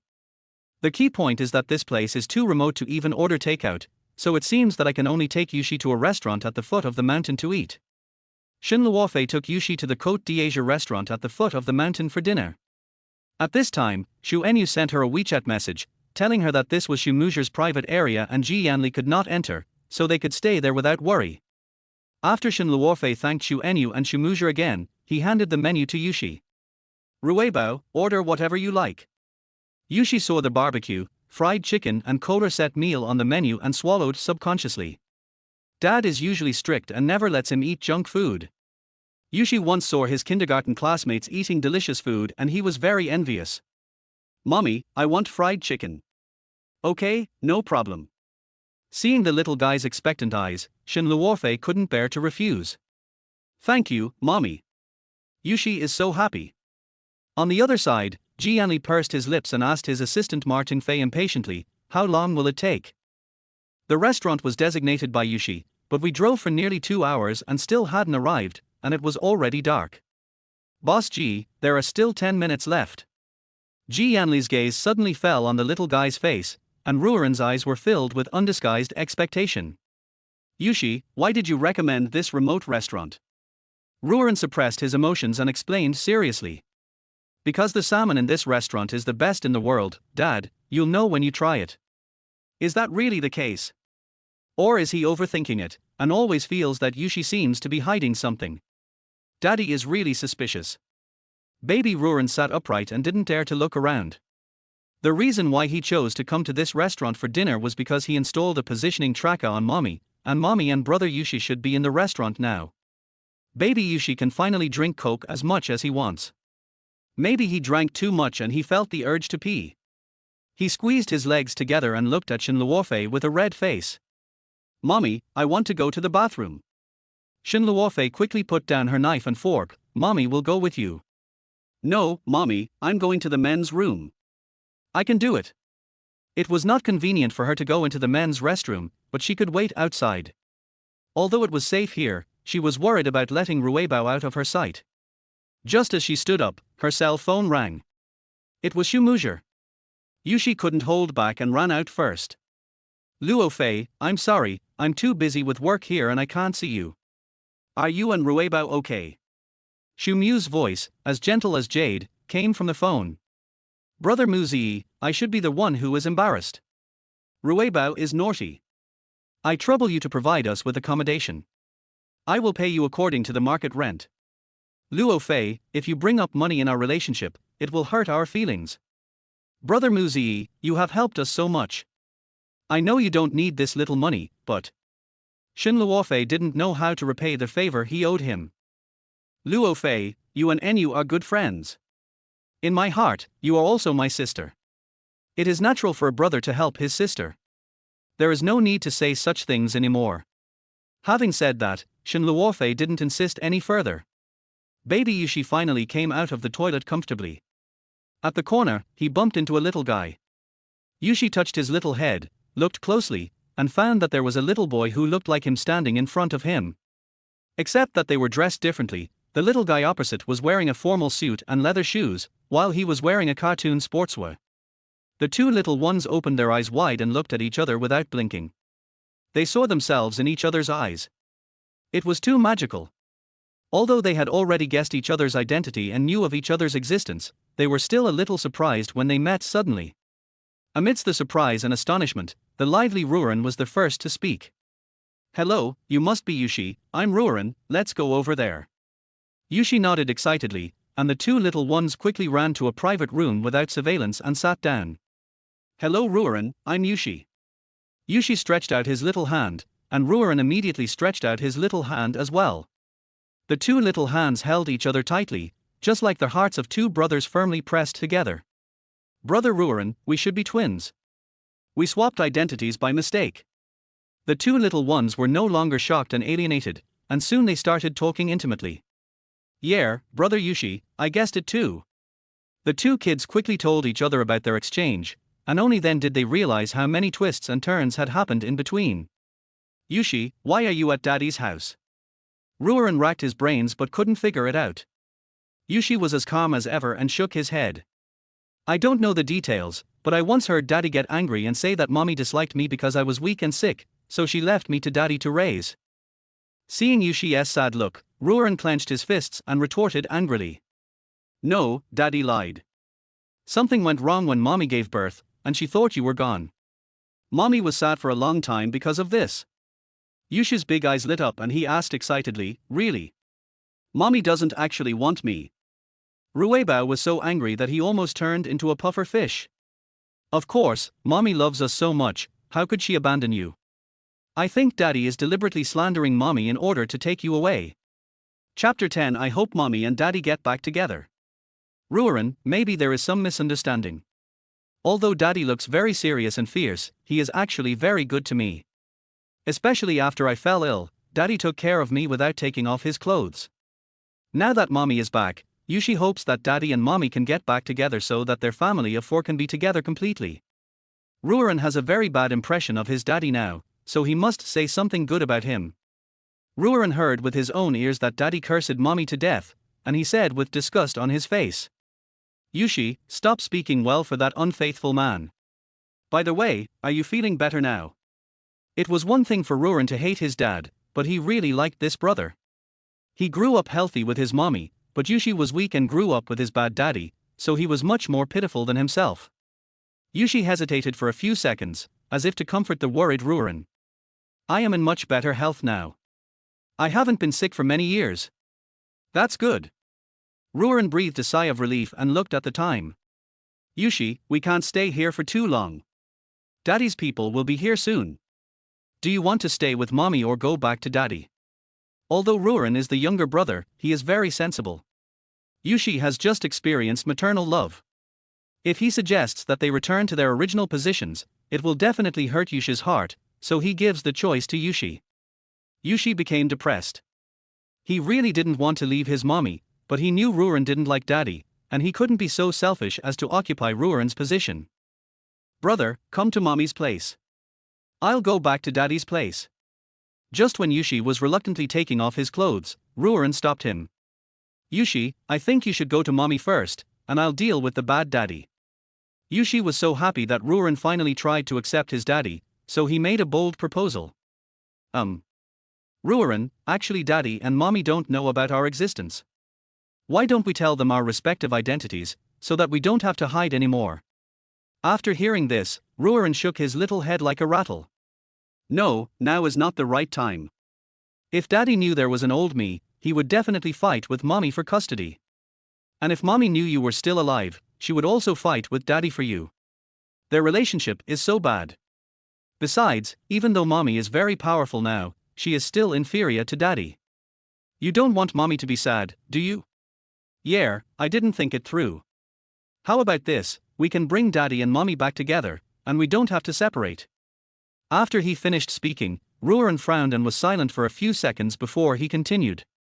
"Daddy forced Mommy to divorce because of Yang Chushi's mistress. He is the one who let Mommy down. It is said that a good horse never turns back. Besides, there are so many handsome uncles pursuing Mommy now, and they all have better tempers than Daddy. I don't think there is any need to get back together. Uncle Shumuse is very suitable to be Mommy's new boyfriend." Jiushi was very anxious when Rui Ran had this idea. It was Yang Chushi who pestered Daddy, and Daddy doesn't like her at all. Besides, no matter how good other uncles are, they are not our biological daddy after all. Rui Ran, don't jump to conclusions yet. You and daddy should continue to get along for a while, and then we'll see if we should give him a chance to pursue mommy, okay? What Youre said made some sense. If he were asked to call Uncle Muzi daddy, he would feel a little resistant inside. Rui Ran raised his head and looked at Yushi's sincere face. Okay, I'll give daddy some more time. Before leaving, Rui Ran gave Youre the positioning tracking bracelet he invented. This bracelet also has the function of video calls, so that the two can contact each other at any time in the future. Shen Luofei saw that Rui Ran had not returned to the box yet. Could something have happened? Shen Luofei ran towards the toilet in a hurry, but not far ahead she heard hurried footsteps, followed by a man's voice. Boss G, we searched the restroom, but we can't find it. A chill ran straight from the soles of his feet to his heart, and Shen Luofei quickly hid his body behind the fire door on the stairs. Whatever she thought came true, Yanli actually found this place so quickly. She was worried about Rui Bao's safety. Keep looking. Seal off this place immediately. Not even a fly can be allowed to fly out. Yanli's extremely cold voice sounded eerily in the corridor. Yes, President G. Afterwards, Yanli stretched out his long legs and walked quickly downstairs, but he suddenly stopped at the stairs and looked straight at the fire door with his deep and cold eyes. Oh no, won't Yanli find out? Shen Luofei's heart began to beat wildly. She was not afraid of a head-on confrontation with Yanli, but she was afraid that Yanli would find out about Rui Ran's existence and then snatch the child from her. Yanli stared at the door intently. There seemed to be a familiar fragrance in the air. Was it her? He searched the entire city but couldn't find Shen Luofei's whereabouts. Unexpectedly, he found her here. However, the suspicious Yanli suddenly thought of something. Youre insisted on coming here to eat, and took advantage of the time to go to the toilet to disappear. Did he go to see Shen Luofei? Shen Luofei secretly met Youre without telling him? What qualifications does a scumbag who abandoned her own child have to come to see Youre with such a flattering face? Yanli's chest was instantly filled with anger. Shen Luofei's back was pressed against the cold wall, but she was sweating all over and she didn't dare to breathe. She heard the sound of leather shoes stepping on the ground getting closer and closer, and she clenched her fists, ready to fight with Yanli at any time. Daddy! Just as the fire door was about to be kicked open, Yanli heard Yushi's voice. He immediately turned around and saw Youre waving at him. His tense heart relaxed instantly, and he quickly walked to the private room in the corridor and hugged Youre. Where have you been? Rui Ran explained without changing his expression. I got lost after I came out of the toilet. It took me a long time to find my dad. I'm full and very sleepy. Let's go home. Rui Ran yawned in Yanli's arms, then leaned into his arms with a tired face and closed his eyes.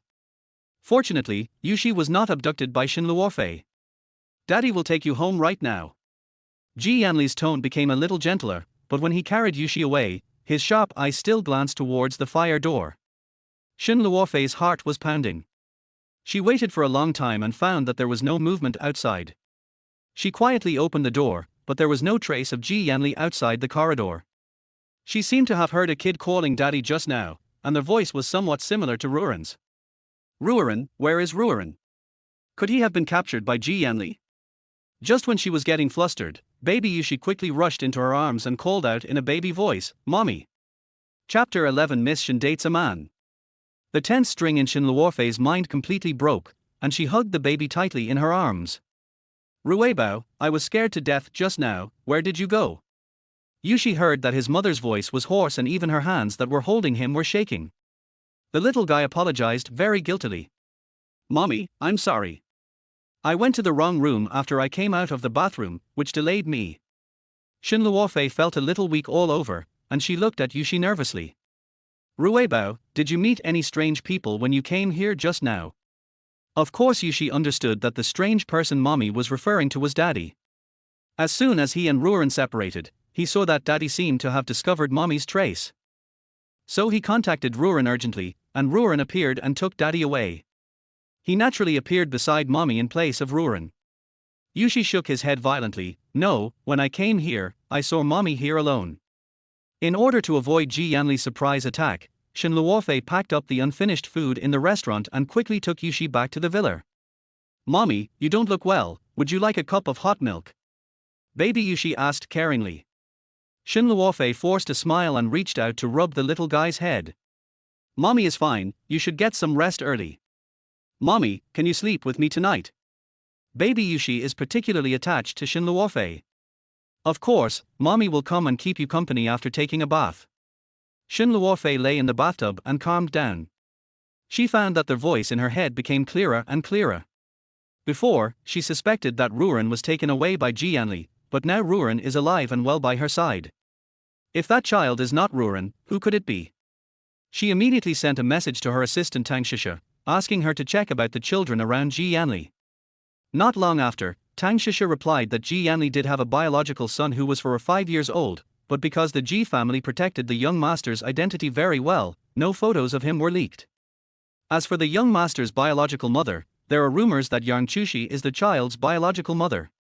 Tang Shisha also specifically emphasized that whether Jiushi is really the young master's biological mother still needs further verification. However, Shen Luofei told Tang Shisha that there was no need to investigate. She believed that the biological mother of Yanli's son was Jiushi. After all, he divorced to make room for his first love, Jiushi. Perhaps Jiushi was pregnant at that time.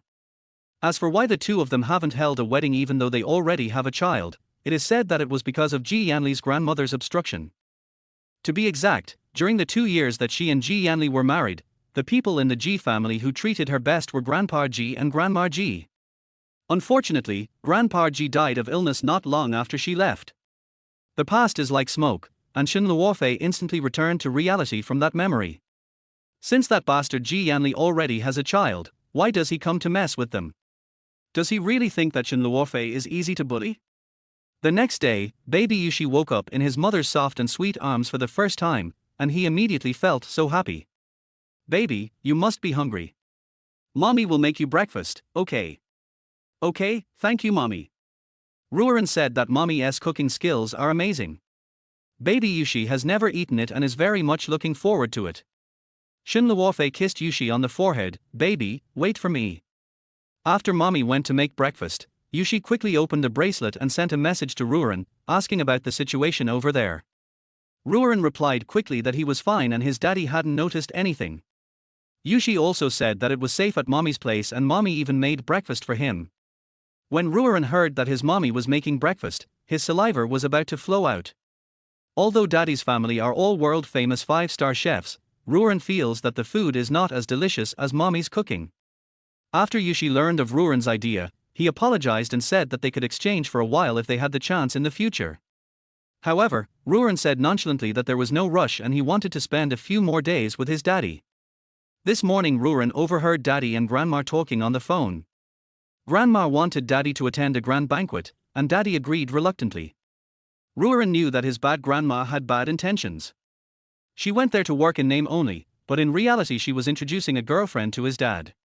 Maybe that scheming green tea girl would get over it. In short, he would never let green tea become Yushi's stepmother. At the dining table, Youre was eating breakfast obediently, quietly and politely. Shen Luofei had an illusion for a moment that Rui Ran was always casual when eating. Youre looked up and saw mommy looking at him inquiringly. He felt a little guilty, wondering if mommy had discovered anything.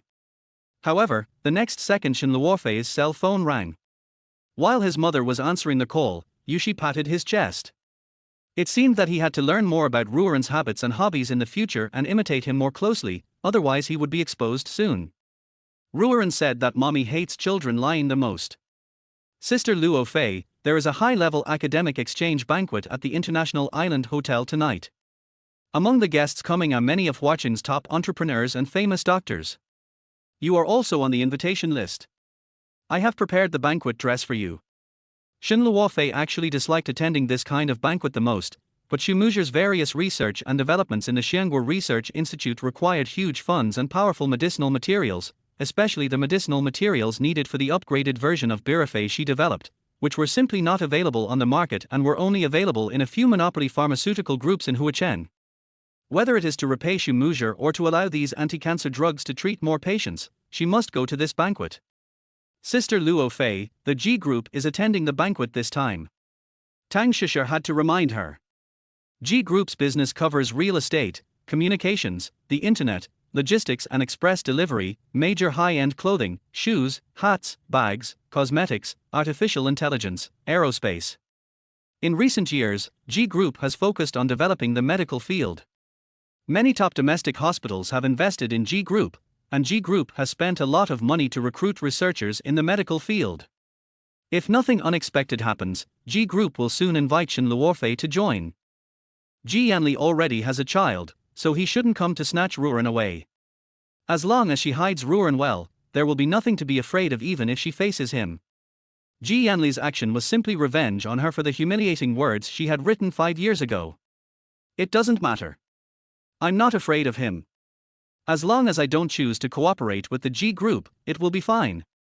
She just didn't believe that she couldn't find any other group for investment cooperation except G's. Before Yanli went to the banquet, Martin Fei reported the information he had found. Boss G, Miss Shen is returning to China alone this time. She is here to receive an award and look for a pharmaceutical partner. Originally, the organizer planned to hold an awards ceremony at Luoyang Island Hotel the day after she returned, but Shen Luofei did not attend. Instead, she asked her assistant Tang Shisher to accept the award on her behalf. By the way, Miss Shen didn't use her real name this time, but Amelia. Are you sure there's no one else with her? This. Hurry up and tell me. We haven't found anyone else around Miss Shen yet, but the box you suspect contains sex toys. Miss Shen said she was going on a date with a man. Chapter 12. She has to cover her vest. Tonight the International Island Hotel is packed with guests and luxury cars, making it very lively. Shen Luofei made a stunning appearance in a pure white star-studded dress, with a delicate and beautiful face and slightly curly chestnut hair. She looked like a goddess descending from the sky, attracting countless films at once. That beautiful lady looks so unfamiliar. Which rich family's daughter is she? From time to time, people in the crowd talked about her, and some even wanted to approach her and chat with her, but Shen Luofei ignored them all. On the surface, this banquet was for academic exchange, but as soon as she came in, Shen Luofei felt that it was a blind date banquet for wealthy families. She had no interest in these rich young men. Miss Amelia, is it really you? At this time, the sponsor, Yun Feiyang, the president of Yun Pharmaceutical, walked towards Shen Luofei in surprise. Shen Luofei's gaze fell on Yun Feiyang's shrewd face. She walked forward and greeted him politely. Hello, Mr. Yun, I'm Amelia. Yun Feiyang is about 40 years old, with a slender figure and handsome face. Both his face and figure are well maintained and you can't tell at all that he is middle-aged. Miss Amelia, I didn't expect that you are actually such a beauty. Your medical skills are so amazing. I have always wanted to meet you, but you are too low-key. I have only heard of you but never seen you. I am so excited that you can come today. Yun Feiyang's words were full of admiration and praise for Shen Luofei. Boss Yun, you are too kind. Everyone knows that Yun's Pharmaceutical is the largest pharmaceutical base in the country. I will need to learn from you and cooperate with you more in the future. Shen Luofei responded calmly and gracefully. Of course. If our Yun's Pharmaceutical can have excellent RD personnel like Miss Amelia, it will be a blessing for our Yun's Pharmaceutical. Yun Feiyang is indeed an old fox in the business world. Although he is full of praise for her, from his words, he seems to be not interested in cooperating with Shen Luofei, but hopes to let Shen Luofei join his pharmaceutical group. After all, the compensation earned from cooperating with her is not as much as the benefits she can get from working for her own group. Shen Luofei did not agree with Yun Feiyang. When she looked up, she saw a crowd suddenly rushing towards the gate. Master G actually came to the party. Master G is even more handsome than he appeared on TV. Oh, my girlish heart has been conquered. Hearing this, Shen Luofei's heart beat violently. She couldn't help but look in the direction of her sight, and a tall and straight figure jumped into her sight. Yanli was wearing a high-end, hand-tailored black suit today. His every move exuded an aristocratic temperament, and his innate sense of abstinence was extremely charming. Shen Luofei already knew about Yanli's arrival, but he came faster than expected. Shen Luofei's purpose today was to discuss cooperation, and she didn't want to have a conflict with Yanli. She was thinking about simply avoiding him and coming back after Yanli left. But the next second, an extremely familiar and shrill clip sound was heard. Brother G, why don't you wait for me? Shen Luofei looked carefully and found that the woman who came in was none other than Yang Jiushi. Yang Jiushi was dressed very boldly tonight. She wore a pearl feather see-through dress that vaguely revealed her graceful figure, which aroused endless reverie. Those second generation's eyes were all wide open. After all, who doesn't he like sexy beauties? Is the woman next to Master Ji Yang Jiushi? A handsome man and a beautiful woman, what a delight to the eyes. Where there are people who praise, there are people who refute. Tonight is an academic exchange meeting. Which socialite here is not dressed modestly? Yang Jiushi's outfit is so revealing, it's really vulgar. She is really scheming to attract attention. Yang Jiushi was originally very proud of being praised, but after hearing those mocking words, she straightened her chest even more. She even took the initiative to step forward and hold Ji Yanli's arm, declaring to those women who were jealous of her that the Lord had the power and only she could stand by Ji Yanli's side. Ji Yanli pursed her thin lips and glanced unhappily at Yang Jiushi, who was holding her. She wanted to shake her off, but she held her even tighter. From Shen Luofei's perspective, the two of them looked as intimate as a couple in love. She warned herself that ever since her divorce, she had sealed her feelings for Ji Yanli into cement. No matter who Ji Yanli is within the future, she will not have any concerns. Youn's Pharmaceuticals has a century-old foundation and was about to monopolize the entire industry. However, who would have thought that Ji's group would suddenly appear and, under the fierce attack of Ji Yanli, was threatening to overtake Youn's Pharmaceuticals? Ji Yanli took the initiative to attend the exchange meeting this time. Could it be that he came here to compete for Amelia? The old fox Yun Feiyan showed his usual fake business smile and extended his hand to Ji Yanli in a friendly manner. Boss Ji, welcome to our Yun Group's medical exchange meeting.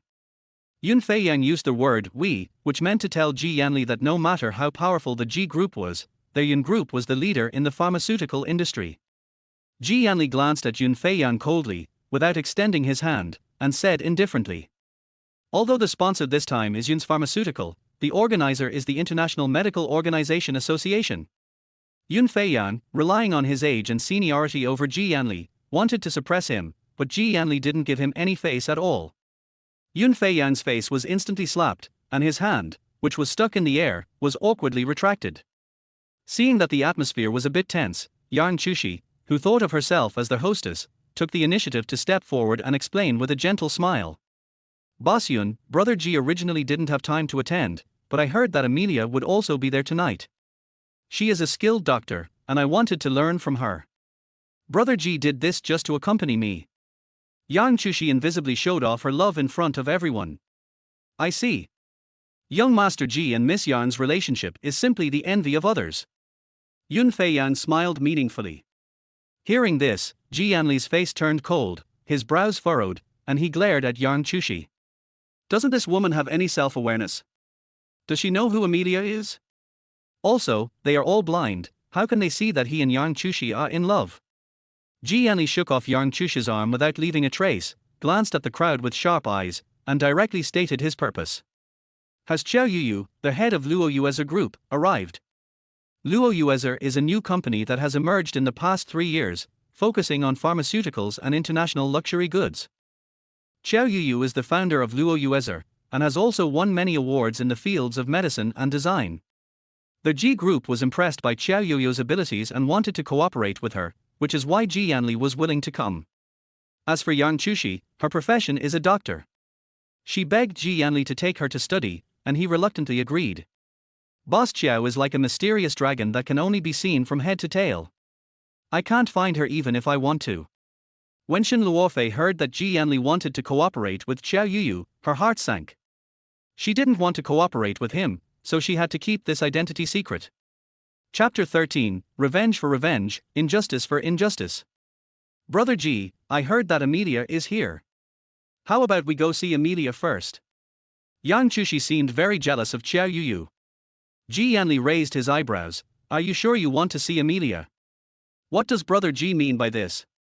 Of course, Brother Ji, I didn't tell you because I was afraid of disturbing your work. My uncle has cancer, and only Amelia can save him in this world. Yang Jiushi looked so pitiful that she was about to cry. Yang Jiushi's uncle has a terminal illness. This is really retribution. Shen Luofei recalled the past.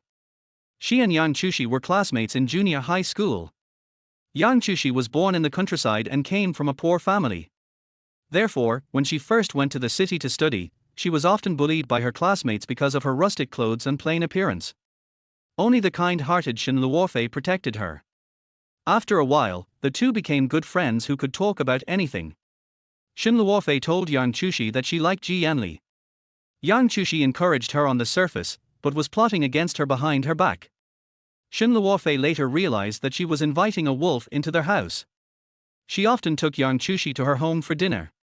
When Yang Chushi saw the luxurious house and beautiful princess dress for the first time, she showed a greedy look. Not only did she use her to secretly seduce Yanli, she also deliberately made her aunt have an affair with Shen Luofei's father. In the end, not only did they cause her grandfather and mother to fall ill and die, but they also embezzled her grandfather's property. Shen Luofei was determined to study medicine because of her grandfather and mother.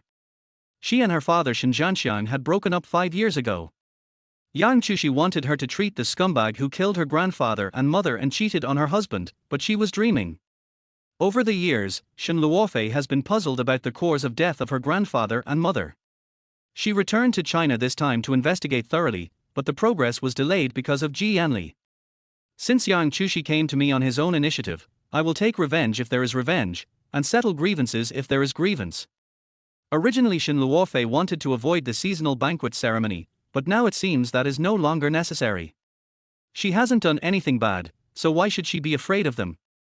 Thinking of this, Shen Luofei straightened his chest and stood still. The next second, her eyes met Yanli's deep gaze unexpectedly. In an instant, lightning flashed in the eyes of the two people. When Yanli saw Shen Luofei, there was no trace of surprise on his handsome face, because he knew she would come. However, what surprised him was that Shen Luofei, wearing a pure white star-shaped dress today, looked noble and beautiful, like a fairy from heaven. She was completely different from the frivolous woman before. Yang Chushi saw Yanli's eyes fixed on a certain direction, and she subconsciously turned her gaze away. When she saw Shen Luofei's familiar face, she froze. When did Shen Luofei return to China? Shouldn't she have died abroad? She stared at the stunningly beautiful Shen Luofei without blinking. Did this woman have plastic surgery? Although Shen Luofei was beautiful before, she had no aura. Now, her facial features are stunning and her eyes reveal a coldness. She has a strong aura and a perfect figure, and exudes dignity and elegance from the inside out, especially the starry sky evening dress she is wearing. She tried her best to get it but failed, so she chose this sexier dress as the second best option. Unexpectedly, Shen Luofei wore it, and it looked so beautiful. She noticed from the corner of her eye that the originally indifferent Yanli's eye showed his admiration for Shen Luofei without any concealment, and there seemed to be some unknown emotion surging in them, which made Yang Chushi, who was already in danger, jealous. Looking at the couple in front of him, Shen Luofei said unhappily, "A good dog doesn't block the road. Brother Ji, how can she curse at me?" Yang Chushi immediately reported it, and the awkward sound of the clappers brought Yanli back to his senses. He was almost bewitched by this woman Shen Luofei. His eyes became unusually cold, and he was full of sneer and criticism. Shen Luofei, this is an academic exchange banquet, not a third-rate cocktail party where you can casually hook up with young men. This damn scumbag deliberately provoked a war. Shen Luofei remained calm and maintained a decent smile. I have a formal invitation to this seasonal banquet. Besides, if I fall in love with a handsome guy, that's my freedom. It's none of your business. Shen Luofei's beautiful counterattack immediately left Yanli speechless, and his handsome face was instantly covered with gloom. The two seemed to be quarreling, but Yang Chushi heard a hint of flirting in them. Yanli was so angry that Shen Luofei hooked up with other men because he cared about her. In the 5 years after Shen Luofei left, she tried every possible means to make Yanli look at her even more. If Shen Luofei hadn't come back, she could have slowly let Yanli accept her.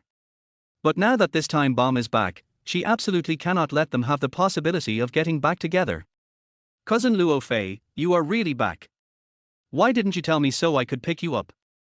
Shen Luofei had to turn her gaze to Yang Chushi next to her, only to see Yang Chushi excitedly stepping forward and almost grabbing her gloves.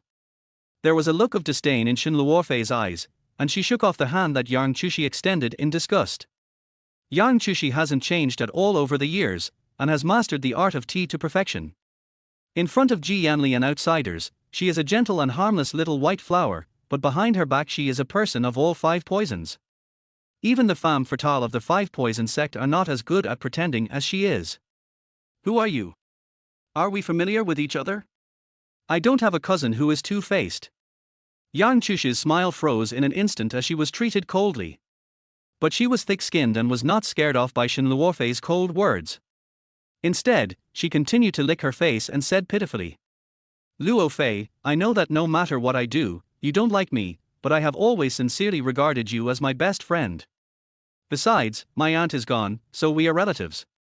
In fact, my uncle and aunt missed you very much during the years you were away.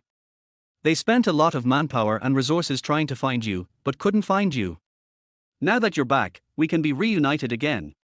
When Shen Luofei heard Yang Chushi's confusing right and wrong remarks, his eyes suddenly became sharp. If Xu Enyu and his sister had not helped her escape, she would probably have been forced to death by her scumbag father and the mistress's family. These 2 executioners who caused her family to be destroyed were actually portrayed by Yang Chushi as kind-hearted and righteous people, which made her look ungrateful. Yang Chushi simply wanted to clear herself of the relationship between her scumbag father and his mistress, and then portray herself as a vicious ex-wife again. She was plotted against 5 years ago, and 5 years later she returned from the ashes, and Yang Chushi would never label her a scumbag again. Shen Luofei was like looking at a clown. She didn't get angry but laughed instead. You don't understand what I'm saying. I, Shen Luofei, don't have a backstabbing green tea girlfriend like you, and I don't have a shameless cousin like you. Please stop talking nonsense, or don't blame me for sending a lawyer's letter to sue you for defamation. Chapter 14 Brother Ji, I am innocent. Hearing this, Yang Chushi's pitiful little face was filled with embarrassment. She looked gloomy and looked at the gloomy Shen Luofei with great sadness, then forced out a few tears, as if she had suffered a great injustice. Luofei, I didn't expect you to hate me so much. Your divorce from Brother Ji had nothing to do with me. She enunciated each word clearly, and as if to prove that she was being wronged, her voice became sharper, without even the syllables. Shen Luofei took this opportunity to cover up the disgusting things she had done, clear her identity as a mistress, and then turn the tables again. Sure enough, her trick worked. Some second-generation people who were unaware of the truth and were deceived by green tea began to stand up for Yang Chushi. No wonder this woman looks so familiar. I remembered that she is the ex-wife abandoned by Master Ji. She was probably unwilling to be dumped by Master Ji, so she vented her anger on the innocent Yang Chushi. As far as I know, young Master Ji and Yang Chushi were first loves, and they were the ones who were supposed to get married. Who knew that Shen Luofei relied on her good family background to force young Master Ji to marry her? So that's how it is. She has taken over Yang Chushi's position as the young lady. Yang Chushi is so kind-hearted that she can let bygones be bygones. That's right. If it were me, I would tear Shen Luofei's hypocritical face apart. It's no wonder a vicious woman like her was abandoned. I heard that her grandfather and biological mother were also killed by her. As soon as these words were spoken, the onlookers stepped back as if they were looking at a monster, fearing that they would be infected with the virus. All kinds of fabricated and murderous words were directed at Shen Luofei. Shen Luofei's whole body was tense and his palms slowly clenched into fists. Oh, Shen Luofei is really embarrassing. She knew that Master Ji and Yang Chushi were going to get married, but she still showed up with such a shameless face. If I were her mother, I would be so angry that I would crawl out of my grave and beat her to death. Also, the security measures are too poor. Those who came here today are all well-known wealthy families and medical experts in Huacheng. How did a low-class trash like her get in? Not only did these people not stop, they even intensified their ridicule and humiliation of Shen Luofei. Shen Luofei's face was horrified. Just when she was about to retaliate, Yang Chushi, who had been fanning the flames and watching the show, spoke first. She first glanced at the gloomy-faced Shen Luofei with a pitying look, and then looked at the reasonable consolations from everyone. Everyone, please stop talking. What Luofei did to me in the past is in the past. Everyone makes mistakes. As long as Luofei knows his mistakes and can correct them. Yang Chushi wasn't defending her at all, she was clearly adding fuel to the fire. Shen Luofei knew that Yang Chushi was best at diverting trouble to others and killing others with a borrowed knife. She does all the good things and takes the blame for all the bad things. She was very good at controlling emotions and inciting people. Those who were already confused by her or who were just taking advantage of the situation launched a fierce attack on Shen Luofei again. Yang Jiushi, a bad guy like Shen Luofei doesn't deserve your sympathy. How can a crocodile have tears? Looking at Shen Luofei's fierce eyes, it's impossible for him to truly repent. That's right. Hasn't Yang Jiushi learned enough from the painful lesson of letting a wolf into their house? I don't even want to be around garbage. The air stinks. Shen Luofei staying here will only make people feel uncomfortable. Tell her to get out. For a moment, the crowd was very excited and demanded that Shen Luofei get out. The instigator, Yang Jiushi, gave Shen Luofei a provocative smile and said, "Shen Luofei, you were not my opponent 5 years ago, and 5 years later, you are still my defeated opponent." Shen Luofei, who was at the center of public opinion, suppressed the coldness on his face and suddenly turned meaningfully to look at Yanli, who was not far away. He heard every word of the conversation between Shen Luofei and Yang Jiushi, as well as the ruthless ridicule of Shen Luofei by the onlookers. Where there are many women, there are conflicts.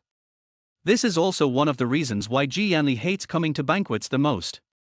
He had no interest at first, but he became the protagonist in this war against women. Although he was too disdainful to explain, since it concerned him, he certainly could not stand idly by. However, Shen Luofei has been acting so arrogant since she returned to China. If she wanted to beg him, she should have the right attitude to beg. Obviously, Shen Luofei didn't have that. Since she is so powerful, he wants to see how Shen Luofei responds.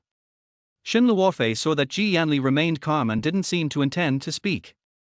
This was naturally the best way, as long as he didn't get involved in protecting Yang Jiushi. Shen Luofei turned her gaze from Yanli's face to Yang Jiushi. She clapped her hands hard and sneered. "Yang Jiushi, what you are best at is to portray yourself as a victim and blame others for what you have done. Only your brainless fans will believe your words. Also, you think what you said is flawless, but in fact it is full of loopholes." Yang Jiushi and those admirers were all speechless after being hit back. Of course Yang Jiushi knew that the lies she made up could be exposed with a careful investigation. "Luofei, I want you to turn back. Why do you have to entangle with someone who doesn't belong to you?" Yang Jiushi was afraid that the bad things would be exposed, so he could only direct the fire to Shen Luofei's emotional entanglement with Yanli. Yang Jiushi has given in again and again, but Shen Luofei still wants to seduce Master Ji. "Master Ji, please say something." Suddenly, all eyes turned to Yanli, and the scene became silent. Yanli's brows were deeply furrowed, and the creases between his eyebrows could kill a fly. His eyes were a little sharp and his tone was unhappy. "I didn't come here today to listen to you quarreling. How can a medical exchange banquet turn into a low-brow quarrel? Besides, you have no right to discuss my Ji family's family affairs. If I hear a word of it again, you will never be able to gain a foothold in Huacheng." After Yanli got angry, those gossipers were so scared that they wanted to sew their mouths shut with needle and thread. And the rich second-generation man who was used as a gun and cannon fodder by Yang Jiushi was so scared that he almost wet his pants. Shen Luofei, who saw everything in his heart, looked at Yang Jiushi and smiled. "Yang Jiushi, it seems that there are quite a few rich second generations here who are interested in you. Miss Yang really knows how to cast a wide net."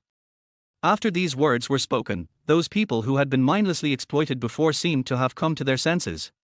They almost offended Ji Shao in order to help Yang Jiushi, which was really not worth it. A trace of panic finally flashed across Yang Jiushi's face. She was originally in the limelight, but she was tricked by the bitch Shen Luofei. She quickly looked pitifully at Yanli, who had a gloomy face. "Brother Ji, don't listen to Luofei's nonsense. I don't know them at all. I am innocent. You have to believe me." Chapter 15. Baby, warm up the bed. Yanli glared at her fiercely. "You talk too much today." Yang Jiushi's heart skipped a beat, and she trembled in fear. "I'm sorry." When Shen Luofei saw Yanli and Yang Jiushi together, he didn't feel much excitement, but was a little confused. She had exposed Yang Jiushi's little tricks and her ambiguous relationship with others in public.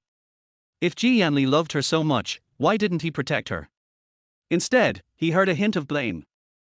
Just when the atmosphere was tense, sponsor Yun Feiyang hurried over. As soon as he saw something was wrong, he laughed out loud. "I'm sorry, young Master Ji. We didn't make the arrangements. Please come over and have a drink to calm down." Although Yun Feiyang and Yanli did not have a good relationship, for the sake of this banquet and the Ji family's wealth, he did not dare to offend Ji Yanli openly. No. Ji Yanli refused in a deep voice. Yun Feiyang was stunned for a few seconds in embarrassment and his eyes fell on Shen Luofei's face. Shen Luofei nodded at him politely, then spoke loudly to everyone. Boss Yun, everyone was questioning my identity just now and wanted to kick me out. After hearing this, Yun Feiyang's face changed and he immediately seriously proved for Shen Luofei. Miss Shen is our important guest. She has an invitation letter, and Miss Shen is. When Yun Feiyang was about to announce that Shen Luofei was the famous Amelia, Shen Luofei stopped him. Her purpose was to slap Yang Jiushi in the face, not to show off. Boss Yun, thank you for helping me prove it. I don't like to get involved in gossip. I just want to study hard and cooperate deeply with the Yun group. What do you think, Boss Yun? Shen Luofei gave him enough face. He was just testing Shen Luofei just now. Now he knew that Shen Luofei would never change jobs. The Yun group was eager to recruit outstanding talents like her.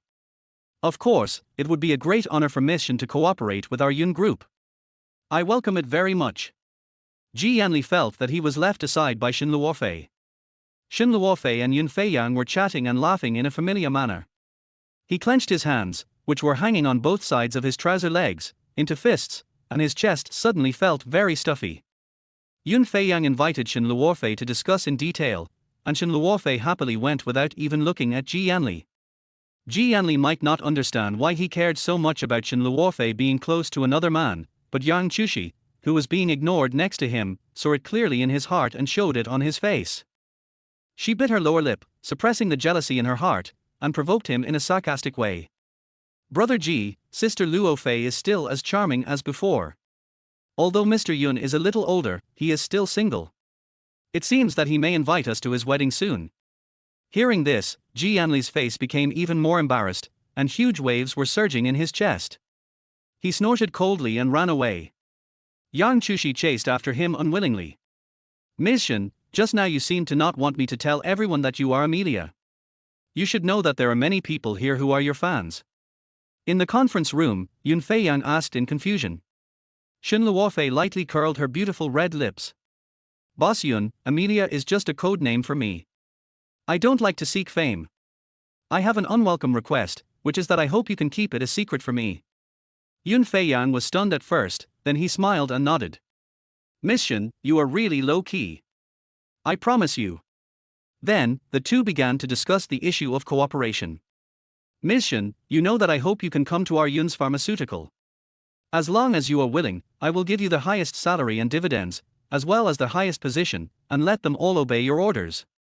Even though he knew it was impossible, Yun Feiyang still wanted to try again. Boss Yun, you should know that I didn't choose you just for money. Yun's Pharmaceuticals has the most complete range of medicinal materials in the world, and their pharmaceutical equipment is also the most advanced. Of course I understand this. Excuse me, Miss Shen, have you joined another company? Yun Feiyang was curious.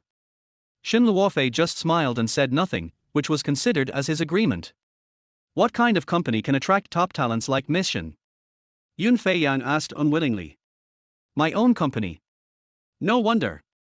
Shen Luofei can provide medical technology and help Yun's Pharmaceutical develop new drugs. Yun's Pharmaceutical needs to unconditionally provide them with the necessary medicinal materials and research and development funds. Yun Feiyang agrees. The two had a pleasant discussion. After finishing the talk, Shen Luofei looked at the time. It was getting late. She had promised Rui Ran that she would go back early today. There was a roast chicken restaurant a few kilometers away from their hotel, which had Rui Ran's favorite roast chicken. Ms. Shen, where do you live? Can I take you there? Yun Feiyang saw Shen Luofei waiting for a car outside alone. No, thank you. Ms. Shen, it's hard to get a taxi in this place at this time. That's right, Shen Luofei had no choice but to thank Yun Feiyang and then got into his car. Ji Yanli was in a bad mood. When he looked up, he saw Shen Luofei driving past him quickly in Yun Feiyang's car. He immediately tightened his grip on the steering wheel, his eyes instantly freezing into ice. Har har, this woman is really never idle. In just a short while, she was already flirting with Yun Feiyang. It was already late at night, and the couple were alone, burning with desire. The old lecher Yun Feiyang couldn't wait to get a room with Shen Luofei. Shen Luofei had divorced him, so it was none of his business who this woman was with. However, he got angry when he thought about her abandoning the sick Jiushi for her own pleasure. He couldn't bear to watch her go on like that. This nameless anger rushed into his heart. He stepped on the accelerator hard, and the luxury car quickly sped onto the road. There was a puddle on the road. Yang Chushi searched for a long time before she found Yanli's car. She ran over happily with her skirt lifted up, but was splashed with dirty water by Yanli's car. She could only watch Yanli leave her and stand on the side of the road, cold and miserable, wanting to cry but unable to cry. "Mr. Yun, please stop by the roadside," Shen Luofei said. "Good." After getting off the car, Shen Luofei said goodbye to Yun Feiyang, then went to the roast chicken shop and bought a big roast chicken, and finally sent a video to Jiushi. Baby Jiushi saw the delicious roast chicken in the video and it looked delicious. He said in a baby voice, "Wow, thank you, mommy. When will you be home? I have already warmed the bed for you." After hearing the voice message from his beloved son, any unpleasantness Shen Luofei had experienced at the banquet disappeared into thin air. Baby is so sensible. I will be home soon. Honey, with you warming the bed, I will no longer be afraid of the cold. Yanli couldn't help but follow Yun Feiyang's car. He saw Shen Luofei getting out of the car and coming out of the roast chicken shop. All he could hear was her calling him baby in a doting and coquettish manner, and praising him for warming the bed for her. Yanli's fists were clenched so hard that they made a clattering sound. His face was cold and he looked at Shen Luofei as if he wanted to skin her alive. Shen Luofei couldn't help but shiver all over. She looked up suddenly and inadvertently met Yanli's sharp eyes that were as deep as a cold pool. Her breathing stagnated and she couldn't help but become nervous. Shouldn't Yanli be with Yang Chushi at this time? Why did he appear in front of her alone? Could it be that he felt sorry for her when he saw her openly slapping Yang Chushi in the face, so he came here specifically to teach her a lesson for Yang Chushi? Chapter 16, The President of G Group has bad breath. In that case, why should she be afraid of him? She had avoided Yanli before because she was afraid that Rui Bao would be discovered and snatched away by him. Now, it seemed that he had openly brought Yang Chushi out to show their affection. What's more, they already have children, so they probably won't care about their own children. Without a weak spot, Shen Luofei straightened his back and stopped avoiding. Instead, he glanced at Yanli coldly, as if he was looking at a stranger. Seeing Shen Luofei's sudden cold expression towards him, he felt even more uncomfortable. This woman was flirting with that old man Yun Feiyang just a second ago, but her expression changed when she came to him. Is he not as good as an old man she just met in her heart? This realization made the proud Yanli very unhappy. Shen Luofei waited for a few seconds and found that Yanli was like a wall completely blocking her way, with no sign of moving aside, so she spoke unhappily. "Please move aside, you are blocking my way." Hearing this, Yanli Bingper's handsome face darkened to the bottom of the valley. The voice that came out of his mouth was devoid of any warmth and could freeze people into ice directly. "Ms. Shen is really fickle. She threw herself at me a few days ago, but now she's hooking up with a new lover and pretending not to know me. It's hard to describe how Miss Shen looks at men. She can even cut through the bark of such an old tree." Even though Shen Luofei controlled his temper, he couldn't help but get angry after hearing Yanli's sarcastic slander. "Yanli, you didn't brush your teeth this morning, your mouth stinks," Shen Luofei retorted angrily. Since this guy was asking for trouble, she would not tolerate him. There were people coming and going on the street. Both of them were good-looking, and judging from their temperament and dress, they were both upper-class people. Shen Luofei spoke so loudly that many people were looking towards Yanli. They looked at each other strangely and shook their heads in disbelief. "That handsome guy looks so rich and handsome, but I didn't expect he has bad breath. What a pity. His girlfriend broke up with him because of his bad breath. Poor handsome guy. Season banquet." He was petrified on the spot. After a second, he gritted his teeth and angrily said, "I don't have bad breath." Passers-by showed sympathy and said, "Handsome man, bad breath is a disease. Go to the hospital and check it out. Don't delay your beautiful marriage." Shen Luofei didn't expect that her swear words would be misinterpreted like this by passers-by. Seeing Yanli's furious look, she felt inexplicably happy. Maybe tomorrow's front page headline will be a shocking revelation: the president of G Group has bad breath. Yanli's fiery gaze couldn't help but fall on Shen Luofei's pretty face, which showed no sign of concealing her mockery, and he scolded angrily. Shen Luofei, this is all your fault. Shen Luofei shrugged fearlessly and brushed her long hair innocently. Yanli, I have done something good, please don't slander me. Seeing her gloating and arrogant attitude, Yanli suddenly pulled her into his arms and grabbed her chin with one hand. His movements were extremely rough, and there was a hint of cruelty in his eyes. Shen Luofei felt like her jaw was about to dislocate, and her little face turned red from anger.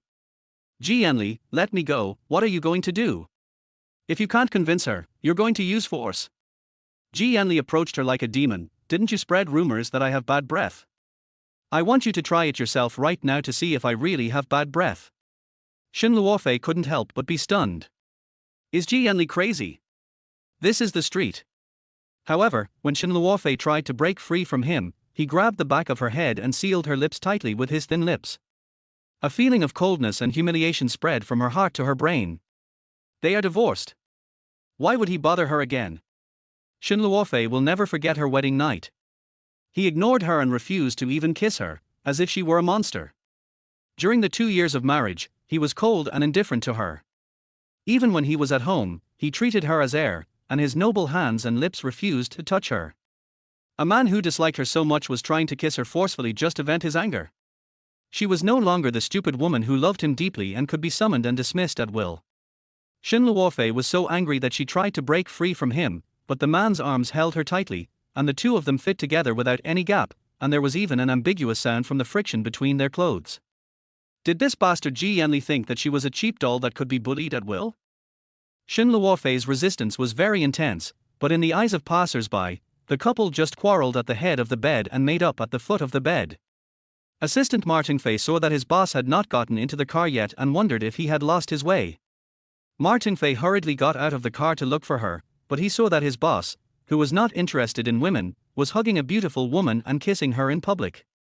Wow, the iron tree finally blooms. When President Xi flirts with women, it's okay if he doesn't make a move, but once he does, it's a stunning success. Oh, it would be better if he, a light bulb, didn't show up here and disturb other people's love. But why did he see the beautiful woman punching Mr. G's chest with her little fist very reluctantly? It is said that one cannot eat hot tofu in a hurry, and Mr. G was too impatient. Wait, that's not right. Why does this beauty look so much like Mr. G's ex-wife? Mr. G should not like Shen Luofei. Could it be that he has changed his mind now and plans to reconcile with his ex-wife? Well, compared to that hypocritical green tea girl Jiushi, Shen Luofei is more suitable to be the CEO of our company. Shen Luofei clenched his teeth and closed his mouth tightly. Yanli felt countless small fists hitting him fiercely. This woman's sense of resistance was particularly strong, as if he was stinking garbage. Shen Luofei, don't be ungrateful. Yanli couldn't help but get angry and burst out his suppressed dissatisfaction. It would have been better if Yanli didn't say anything, but once he opened his mouth, Shen Luofei became even more angry. Shen Luofei opened her mouth without any hesitation and bit his lips hard with her snow-white teeth. Yanli only felt pain on his lips, and then the smell of blood spread to his entire mouth. This woman hated him to the core, and she bit him so hard that she almost bit off a piece of flesh from his lip. Yanli frowned and angrily pushed her away. Shen Luofei, who was breathing air again, was gasping for breath. Her whole body was shaking with anger and her heart was about to beat out of her chest. She stared at Yanli with a defensive look. If he dared to violate her again, next time she would not bite his lips but kick him so hard that he would have no offspring. Yanli wiped the blood from his mouth with his hand in annoyance. His face was darker than charcoal and his handsome face was full of gloom. He sneered. Shen Luofei, you are too cruel. Shen Luofei wiped her red lips and sneered, I still think I was too gentle. Yanli, you saw it all. If you dare to disrespect me again next time, I will bite you to death. Chapter 17 Who Bit Daddy's Mouth? In Yanli's impression, Shen Luofei's heart and eyes are full of him. She obeys his every word and is a typical love-brained person. Now Shen Luofei is like a hedgehog covered with thorns. Whoever dares to offend her will be hurt by her sharp thorns. Moreover, Shen Luofei's fighting power is amazing, beyond imagination. Yanli was completely stunned by the aura she exuded. When he came to his senses, he found that Shen Luofei was gone. After witnessing the fierce kissing contest between the president and his ex-wife, Martin Fei wanted to find a hole to crawl into, because he could foresee that the president would get furious and he would inevitably be affected. Martin Fei hurried over to drive away the onlookers, then sneaked up to Yanli, who was emitting a very angry look. He nodded and bowed, with a flattering smile on his face. "Boss, it's cold, the car is warm, get in." Yanli's face was so gloomy that water seemed to drip out of it. He angrily shook his suit that was wrinkled during the dispute with Shen Luofei. "Roll. Martin Fei. This is a main road, it's not easy for him to roll away. If today's news is on the internet tomorrow, you'll be out of here immediately." Before getting on the car, Yanli gave orders to Martin Fei. "Yes, President, I will definitely do it." The next second, the car sped away from his sight without mercy. Martin Fei wanted to cry but had no tears. He was thrown to the side of the road by the president again. He might as well get back to work. Shen Luofei sat in the car with the window open, letting the cold wind outside blow on her hot cheeks. The image of Yanli kissing her still appeared in her mind. That bastard Yanli has such a dirty heart that he actually thinks there is something going on between her and Yunfei Yang. As long as this guy appears, he will definitely disturb her peaceful mood. She decided that she would burn incense every time she went out, asking the Buddha to bless her to stay away from Yanli. She never wanted to see the annoying him again. "Miss, we have arrived at the villa area." At this time, the driver's voice came. Shen Luofei looked out the window, scanned the code, paid, said thank you, and got out of the car.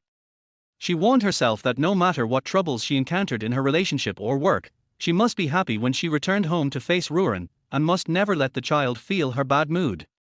For this reason, Shen Luofei took out a small makeup mirror and wiped the blood from the corner of her mouth, but her lip was actually broken. She pressed the combination lock and walked into the living room, calling out in a gentle voice, "Rui Bao. Mommy, you're back." Jiushi quickly walked to the door and gently hugged Shen Luofei. When Shen Luofei heard her son's gurgling voice, her heart melted instantly and her mood suddenly became bright. She rubbed Yushi's fluffy little head with her hand and said affectionately, "Did Rui Ran do his homework well when he was alone at home? Rui Ran is the most naughty little guy. When she is not around, he will secretly eat snacks." Baby Yushi smiled obediently and pointed to the neatly stacked homework books on the desk. "Mommy, I finished my homework." Although Rui Ran is very smart, he doesn't like doing homework. The first time Shen Luofei saw Rui Ran finish his homework so quickly, she was immediately surprised. "Then mommy has to check it out." Yushi blinked her long eyelashes and nodded. Shen Luofei walked over, opened the homework book, and saw the neat and delicate handwriting. She frowned, then continued reading. "I found that Rui Ran answered all the questions correctly, and his solution ideas were very clear, not inferior to those top students in universities. Rui Ran, why did your handwriting suddenly become so neat? And when did you learn it without telling mommy?" Shen Luofei's face looked slightly confused and serious. Yushi's heart skipped a beat. Oh no, mommy made him laugh. Today he knew that his mommy had gone to a party and probably wouldn't have time to check his homework, so he started doing exercises to pass the time. He was trying his best to imitate Rui Ran's handwriting, but there was indeed a big difference between his handwriting and Rui Ran's, and it was discovered without paying attention. Yushi racked his brains to think of a countermeasure and tried his best to appear calm. "Mommy, I've been practicing calligraphy and reading books lately. This explanation seems reasonable. Rui Bao is really amazing. You should keep up the good work in the future. Don't just be a flash in the pan." Yushi breathed a sigh of relief when he saw his mommy smile, and guessed that he should have gotten away with it. In order to avoid being exposed in the future, he had to contact Rui Bao more often. "Mommy, is this the roast chicken you bought for me? It smells so good, can I eat it?" Yushi quickly changed the topic to eating and swallowed. He knew Rui Ran was a foodie. Although he was not that keen on food, he believed that whatever Rui Ran recommended would definitely be delicious. "Oh, I almost forgot. Wait a minute, mommy will heat it up in the microwave before you eat it." Shen Luofei cut the hot chicken into small pieces and brought it to Yushi. Yushi looked at the delicious chicken nuggets with his big eyes shining. "Eat it, baby." "Well, mommy, you eat too." Yushi chewed the delicious chicken politely, but found that his mother was looking at him strangely again. He suddenly became nervous. Could it be that he had revealed some flaw again? Rui Ran usually eats his favorite food with hearty mouthfuls. Even if he was frightened by Yanli that day, the after-effects wouldn't last so long. She was thinking about whether she should find a psychologist to help Rui Ran deal with the problem. In the Ji family mansion, Yanli returned home with a gloomy face and went straight to the children's room. Rui Bao was almost depressed after not going out for a whole day. When he saw his thin-waisted and long-legged daddy walking in with a depressed look, his eyes were fixed on his injured mouth. Daddy is going to a party tonight, why did he get a bruise on his mouth? He knew that the vixen would also go to the dinner, and mommy would be even more likely to go, so was the wound on daddy's mouth bitten by mommy or by the vixen? If it was mommy who bit her, does that mean daddy bullied her again or that he still has feelings for her? If it was a bite by a vixen, Rui Ran would never forgive the scumbag daddy who said one thing and did another. After the two, big and small, looked at each other in tacit understanding for a second, Rui Ran spoke first. Daddy, who bit your mouth? Yanli subconsciously touched his injured mouth. Is it so obvious? Even the brat could see it at a glance. Hearing this, Yanli denied it with a stern face. No one bit me. I bit it accidentally. Daddy is lying to a 3-year-old kid. No one would believe this reason. Rui Ran rolled his eyes speechlessly. Daddy, do you think I'm a fool? How could I bite such a big wound? Oh, Daddy, could it be that you flirted with a beautiful woman and got retaliated against?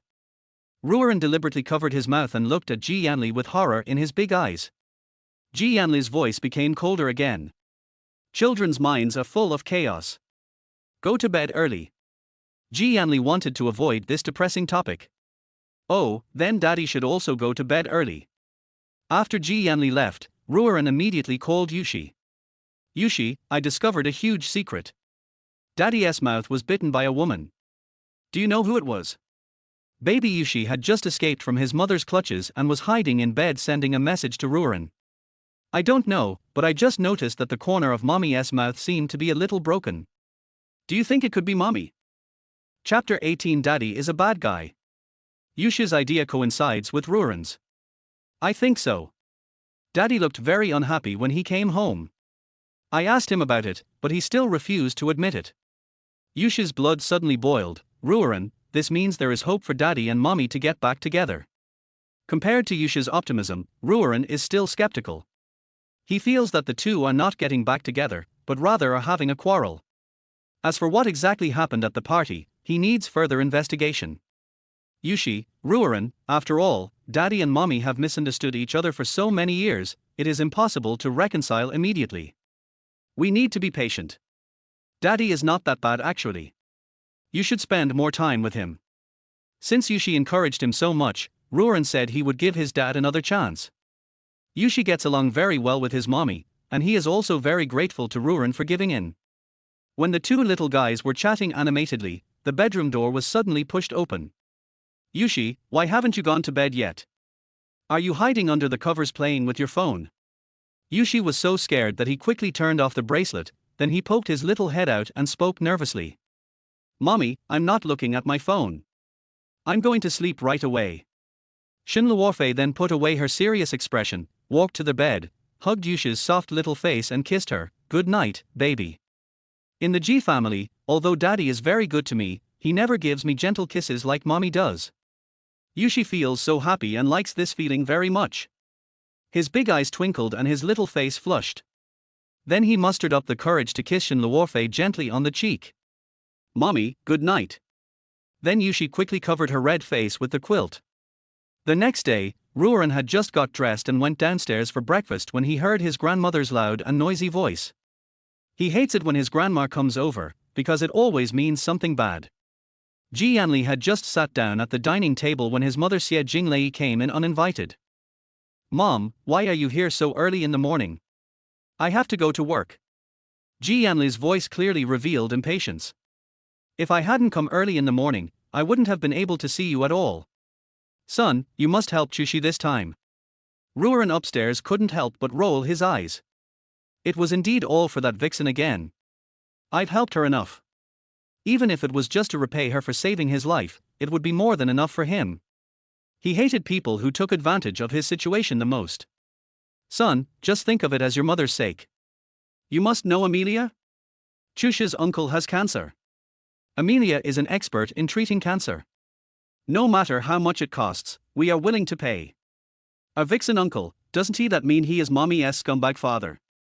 He deserves his retribution. The stupid grandma and the vixen definitely don't know that Amelia is mommy. They are dreaming when they want daddy to persuade mommy to cure the murderer who killed great-grandfather and grandma.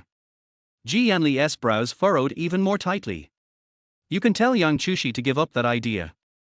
Amelia will never save her uncle. Daddy actually had the same idea as himself. Rui Ran finally had a slightly better impression of daddy. Why? No reason, Jiushi, school is about to start, why don't you come down and have breakfast? Yanli turned around and looked seriously at Rui Ran, who was eavesdropping upstairs.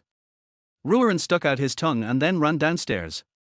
Banquet, I don't believe that I can't invite Amelia even if I spend a huge amount of money. Seductively said angrily. You can't hire Amelia even if you pay 10 billion. I advise you not to waste your time on irrelevant people.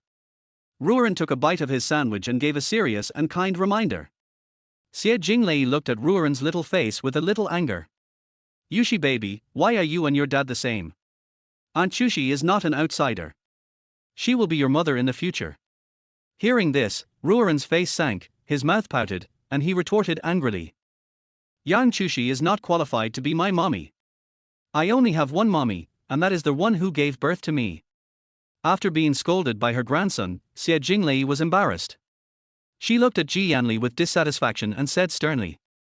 Jiushi has really been spoiled by you to the point of being lawless, and you still don't care about it, and that irresponsible woman is already dead. The bad grandma actually cursed mommy. Rui Bao couldn't stand it.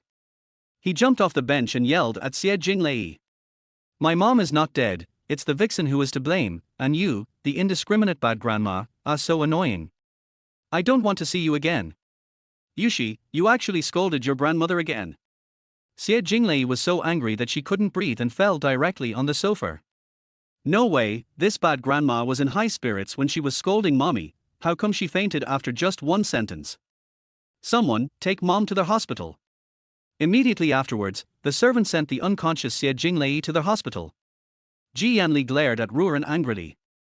No matter how bad she is still your grandmother. How can you talk to her like that? Rui Ran got angry and snorted coldly. She was the one who cursed mommy first, and she's in such good health, how could you not see such a simple scam?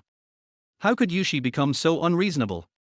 Jiushi, if I don't teach you a lesson today, you might not even take me, your dad, seriously when you grow up. Jian was so polite that he pretended to step forward and catch the naughty Rui Ran. Rui Ran reacted quickly and dodged backwards with his little body, shouting loudly with a crying voice while dodging. Daddy is going to beat me up, woo-woo, daddy is a bad guy, everyone in this family is a bad guy, I want to go find mommy. Do you dare to run out and try? When he thought about how Shen Luofei ignored and bit him yesterday, and how the son he had raised with great effort went against him and went to find the woman who had never given him any maternal love, he became furious. Rui Ran ran around vigilantly. Just now he thought that daddy had made progress, but now daddy wanted to teach him a lesson. He always made mistakes in the past, but mommy never had the heart to hit him. Jiushi said that his daddy was a good person, but what a good person he was. He was a scumbag and a domestic violence man. He saw through the true nature of his scumbag daddy and rushed to the door without hesitation. Yanli felt that the battle of wits and courage with this little guy was more tiring than going to work. Rui Ran was just a little kid after all, and there was no way he could outrun his long-legged daddy. He was about to be caught by the bad guys. At this time, a handsome man wearing a white coat, with a slender figure and a pair of gold-rimmed glasses walked in and hugged Rui Ran. Who are you? Let me go. Rui Ran struggled violently. Don't be afraid, young master. I'm here to save you. The man's gentle voice seemed to have a soothing power, instantly calming the restless Rui Ran. Suibai, why are you here? Yanli stopped and looked at Suibai in confusion. It was the housekeeper who called me. I happened to be on a medical visit nearby. Xiao Jiushi, do you still remember Uncle Su? Rui Ran looked at Suibai with a very unfamiliar look. He was now playing the role of Jiushi. Wouldn't Jiushi be suspicious if he didn't know him? Chapter 19 suspected that the fire was man-made. Daddy's circle of friends is too complicated, so he must find time to communicate with Yushi properly, and it would be best if he could tell everyone around Daddy that he knows. Rui Ran tried his best to stay calm. He called out politely in a baby voice, "Uncle Su." "Yushi, be good, did you have a fight with Daddy just now?" Suibai had already guessed something from the tense expressions between the father and son. Hearing this, Rui Ran hung his head and kept silent, using silence to tell him the answer. Suibai touched Rui Ran's head and said gently, "Yushi, I'm going to chat with your dad first. I'll go to your room and see you later. Uncle brought you a lot of your favorite books, toys and delicacies this time." When Rui Ran heard about the food and toys, he felt much better. "Thank you, Uncle Su." He slid down from Suibai's arms, and when he passed by Yanli, he stuck out his tongue at his daddy and said, "Lululu," which made Yanli so angry that he seemed to explode on the spot. Suibai also saw the little guy's naughty scene, which was completely different from the shy Yushi before. After the little guy went upstairs and entered the room, Suibai quickly walked to Yanli's side and spoke seriously in a voice that only the two of them could hear. "I estimate that Yushi's condition has indeed become more complicated. I remember that Yushi's personality changed after a fire. When the disease broke out, he would cry for his mother and even convulse uncontrollably. He would be very scared when he saw a fire. This is also a sequelae of trauma." Later, Suibai gave him desensitization therapy, and Yushi gradually became less frightened of the fire, and could even watch the fire from a distance with a calm heart. Yanli nodded in agreement. "Yushi's temper is getting worse and worse. During this period, I even felt that the Yushi in front of me was not like Yushi. Alas, I underestimated the incubation period of the disease. Yushi is at a stage where he is very curious about everything at this age. He must receive correct treatment and guidance. Most importantly, he must not be stimulated again. Didn't I remind you that any request he makes must be met, otherwise it will develop into a personality disorder or schizophrenia, which will be difficult to treat?" Yanli's face darkened slightly. "I will control my temper in the future." Because in his eyes, Yushi has always been calm and well behaved. Even if he is dissatisfied, he will not challenge him openly like he did today. He is not able to fully adapt to Yushi's different personality. Suibai patted his shoulder comfortingly. "Don't worry, I will continue to study the latest treatment methods for children's personality disorders abroad, but now all you have to do is to coax Yushi." Yanli was stunned. The thing he was worst at was coaxing people. Only if he truly accepts you and likes you, can his condition slowly improve. Yanli of course understood Suibai's intention, and he raised his thin lips. "Then how can I make Yushi like me?" "Well, it won't happen in a hurry. Every time Yushi gets sick, he goes to find his mommy. In his mind, mommy is the person he trusts the most. So every time he mentions mommy, you should not always contradict the child. This will only make Yushi more resistant to you." Yanli's face was cold and his thin lips were tightly pursed. "For Yushi's sake, should he let that hateful woman go? How about this, why don't you take Yushi to the amusement park to play and strengthen the father-son relationship?" Suibai was right. If he wanted to win back Yushi's heart, he had to be extra nice to him and defeat Shen Luofei's position in his son's heart. Rui Ran returned to the room and contacted Yushi using the bracelet. "Yushi, a man named Suibai came to our house just now. Please tell me his information. Uncle Suibai is my psychiatrist. 3 years ago, my dad was on a business trip and the villa suddenly caught fire. I was locked in the room and couldn't get out. Later, I got this disease." Rui Ran was shocked when he saw the message sent by Yushi. He always thought that Yushi was sick because he missed his mother, but he didn't expect that he was almost burned to death. He hurriedly asked about the cause of the fire. Yushi said that a servant was secretly smoking in the lounge, and the unburned cigarette but accidentally burned the curtains, which caused the fire. The servant also died in the fire. For this reason, Dad later strictly forbade servants to smoke. Rui Ran suspected that the fire was caused by arson, but the servant was already dead and there was no evidence. Rui Ran felt more and more distressed for Yushi. Although Yushi was the young master of the high and mighty Ji family, his life was much harder than his. Originally, he wanted to exchange it back with Yushi out of spite, but after hearing about Yushi's story, he gave up the idea and decided to stay in Ji's house to fight wits and courage with his daddy and the evil Grandma Vixen. Luo Yu as a group, Shen Luofei entered the president's office wearing a white professional suit. Shisha, how's their contact with the kindergarten going? Since she decided to stay here for the time being, she had to help Rui Ran find a school. Boss Shen, these are the 3 best kindergartens in Huacheng that I have selected. Winter International ranks first. Shen Luofei looked down at the information. Winter International is a top-notch bilingual kindergarten fully funded by the G Group, and Yanli's son is also in this kindergarten. During the Winter International exclusion period, choose Luochen Kindergarten. Luochen Kindergarten is the second most high-end kindergarten in Huacheng after Winter International. Shen Luofei doesn't want Rui Bao to meet Yanli and Yang Chushi's children, and she doesn't want Rui Bao to meet Yanli even more. Okay, President, I'll do it right away.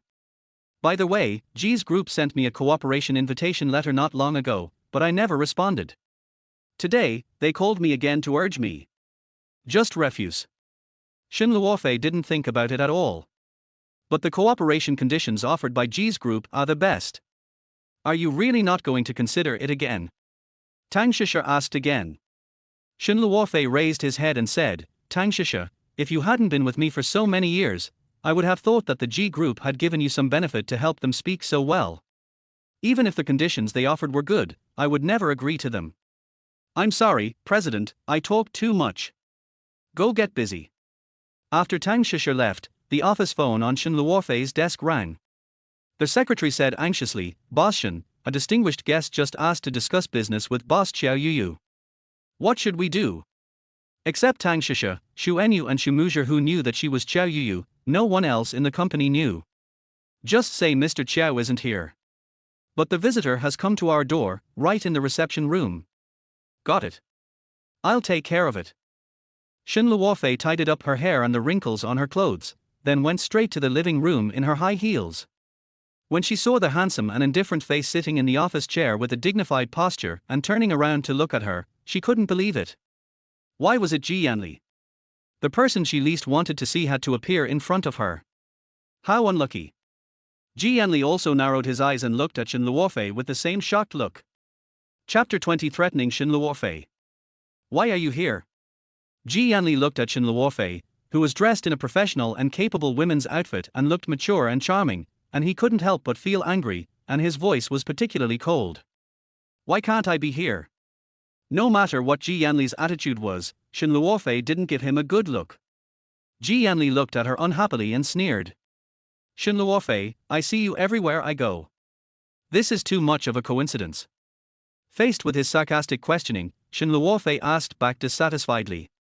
What do you mean? Do you think I'm waiting for you here on purpose? Yanli looked smug as if he had seen through her thoughts, isn't it? Once is a coincidence, every time is not a coincidence, but deliberate. Shen Luofei. Shen Luofei almost couldn't control herself and burst into tears. This man was too narcissistic. She sneered, Boss G, narcissism is also a disease. I still suspect that you have installed surveillance on me. Compared to the past, this woman is much more sharp-tongued and aggressive. Don't be so conceited. I wouldn't do that. Yanli retorted arrogantly. Shen Luofei was used to hearing such ruthless words, so she naturally wouldn't be angry with him anymore. She got to the point, her cold eyes falling on Yanli's handsome face that was as calm as water. Boss G, what is your purpose in coming to our company? Of course I came here to discuss business with your company's president, Qiao Yuyu. Yanli came to find Qiao Yuyu. Shen Luofei was startled and then refused. Sorry, our CEO Qiao is out of the country. Yanli frowned slightly, looked gloomy, and asked unhappily. Why did your CEO Qiao go abroad when I arrived? Since CEO Qiao is not here, where are the other leaders of your company? Shen Luofei was furious. Yanli was planning to stay here and not leave. He had to meet one of the company's leaders. Boss G, our CEO Qiao is very busy, so you need to make an appointment in advance to see her. As for the other leaders of our company, they are not in the company, so please go back. Yanli saw that Shen Luofei had an arrogant attitude, and his words were full of intentions to drive him away, and he was extremely disgusted with him. He couldn't help but get angry and asked in a very hostile tone. You are not the boss of the company, what right do you have to speak on their behalf? Shen Luofei answered calmly. Although I am not the boss of the company, The boss has given me full authority to be in charge of the company's business when he is away. I have the right to reject any inappropriate cooperation company. Shen Luofei's attitude was very tough. The next second, Yanli stood up from his chair, smoothed the wrinkles on his suit in a noble manner, and said confidently, "You haven't even read the cooperation plan of our G's group, so why do you think it's inappropriate? I don't need to brag about how powerful the G's group is. The data has proven everything. I dare say that in the entire Flower City, no company will offer more favorable conditions than the G's group. If it weren't for Qiao Yuyu, Yanli would never have condescended to ask for cooperation." Shen Luofei certainly knew that the Ji family was wealthy and powerful, and Luo Yuezher had just started out in Huacheng. If he had a big capital like the Ji group as a backer, he would indeed be able to develop faster and better. But at the same time, Shen Luofei also knew that Yanli was not a philanthropist, and there must be a prerequisite for him to offer such generous conditions. Shen Luofei read the plan that Yanli handed over and returned it to him. "I'm sorry, even if your conditions are very good, I still refuse." Hearing this, Yanli's face darkened. "Why? If you think the plan is not good, I can ask my assistant to revise it until you are satisfied. It has nothing to do with the plan. So you're just taking revenge on me out of personal vengeance." Apart from this reason, Yanli couldn't think of any reason why Shen Luofei repeatedly rejected him. Shen Luofei's heart sank, but he immediately composed himself and smiled generously. "I have long forgotten that unbearable past. Mr. Ji, you are being too sentimental. You..." The atmosphere suddenly dropped to the bottom. Shen Luofei was about to turn around. She found that when she was with Yanli, she would still be irritated by him even if she tried hard to control her emotions. "Shen Luofei, you don't want to reveal that you are Amelia, right?" Yanli's clear voice came from behind. Shen Luofei's shoulders trembled, and the expression on her face almost couldn't be suppressed. She turned around and frowned. "You threaten me." This trick really worked, and Yanli denied it. "It's not a threat, but I'm impressed by your medical skills and want to ask you to do me a favor." It was because of this that he gave up the idea of driving her out of Huacheng. Shen Luofei finally understood why Yanli condescended to ask for cooperation. His purpose was to treat the uncle of his beloved woman.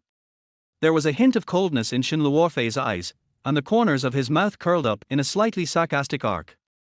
"If you want to help Yang Chusha's uncle treat cancer, I'm sorry I can't do it." Yanli was stunned. When did he ever say that he wanted to treat Yang Chusha's uncle's illness? This woman always liked to misinterpret his meaning. Yanli's face was so gloomy that water could drip out of it. A fire was surging in his chest. He turned away angrily. He was afraid that if he didn't leave, he would lose control and want to strangle this self-righteous woman. After Yanli left, Shen Luofei's stiff body suddenly softened. Har, she was right, that's why Yanli was so angry. I've already said I don't care, so why should I be affected by his emotions and become unhappy? Shen Luofei cheered himself up and returned to the office. After being busy for the whole afternoon, he finally put Yanli out of his mind. Shen Luofei was worried about Rui Ran and wanted to go back early to cook for him, so she drove a little faster. At the corner, a staggering old lady suddenly rushed towards her car. Shen Luofei was frightened and immediately braked. After the car stopped, she got out in shock and saw a white-haired old lady lying beside the car with difficulty breathing. She quickly squatted down and asked nervously, "Grandma, how are you?" Save me." The old lady seemed to be unable to breathe. Shen Luofei quickly took the old lady's pulse. The old lady had asthma. "Grandma, do you have any medicine?" The old lady was about to die, and Shen Luofei frantically searched her pockets, but found them empty. Shen Luofei is a doctor, so she carries some first aid medicines with her. She took out a pill and gave it to the old lady. After a while, she asked, "Grandma, are you feeling better?"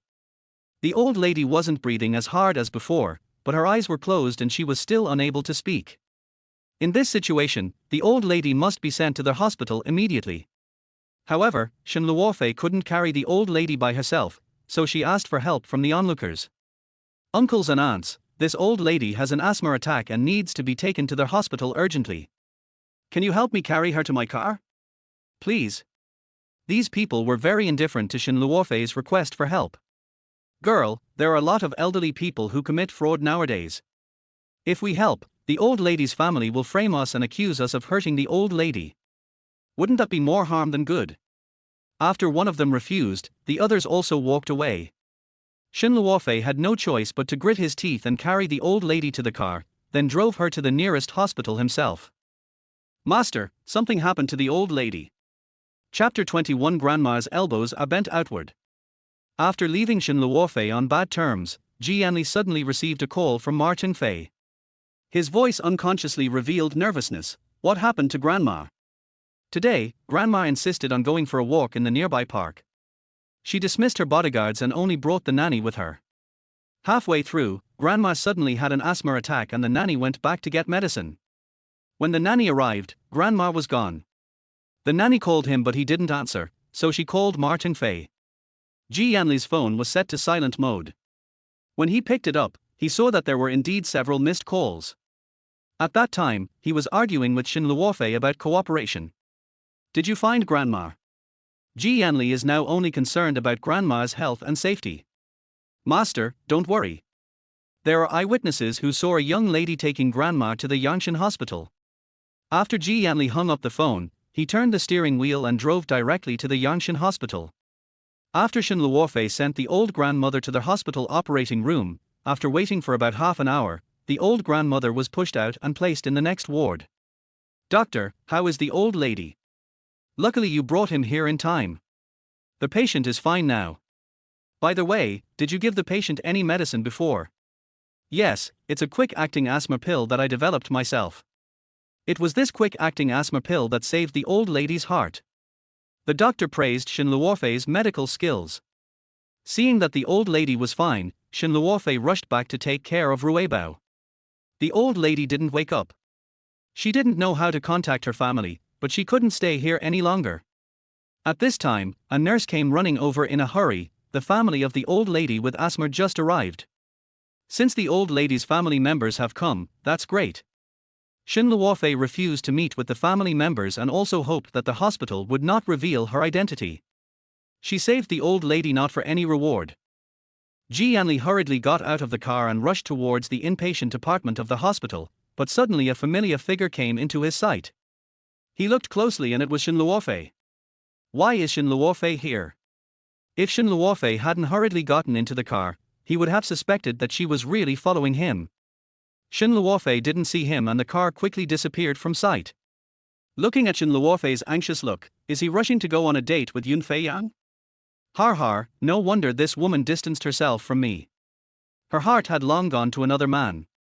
Yanli's handsome face was immediately covered with a layer of gloom, and even his pace quickened. Why did Martin Fei behind him smell a strong smell of vinegar? Is the president jealous? As soon as he entered the ward, Yanli's tense heart finally relaxed after he confirmed that Grandma was fine. Yanli replaced a maid to take care of his grandmother, and he pulled the attending doctor out of the door. The attending physician did not expect that the old lady's grandson was Yanli, the president of G Group. He was so frightened that he felt unnatural. Who brought my grandma to the hospital? It's a young girl. What's her name? Where is she? The doctor shook his head. I don't know her name. She left when she knew the old lady was fine. Did she leave her phone number? I want to thank her. Yanli asked anxiously. No. The doctor expressed his apology.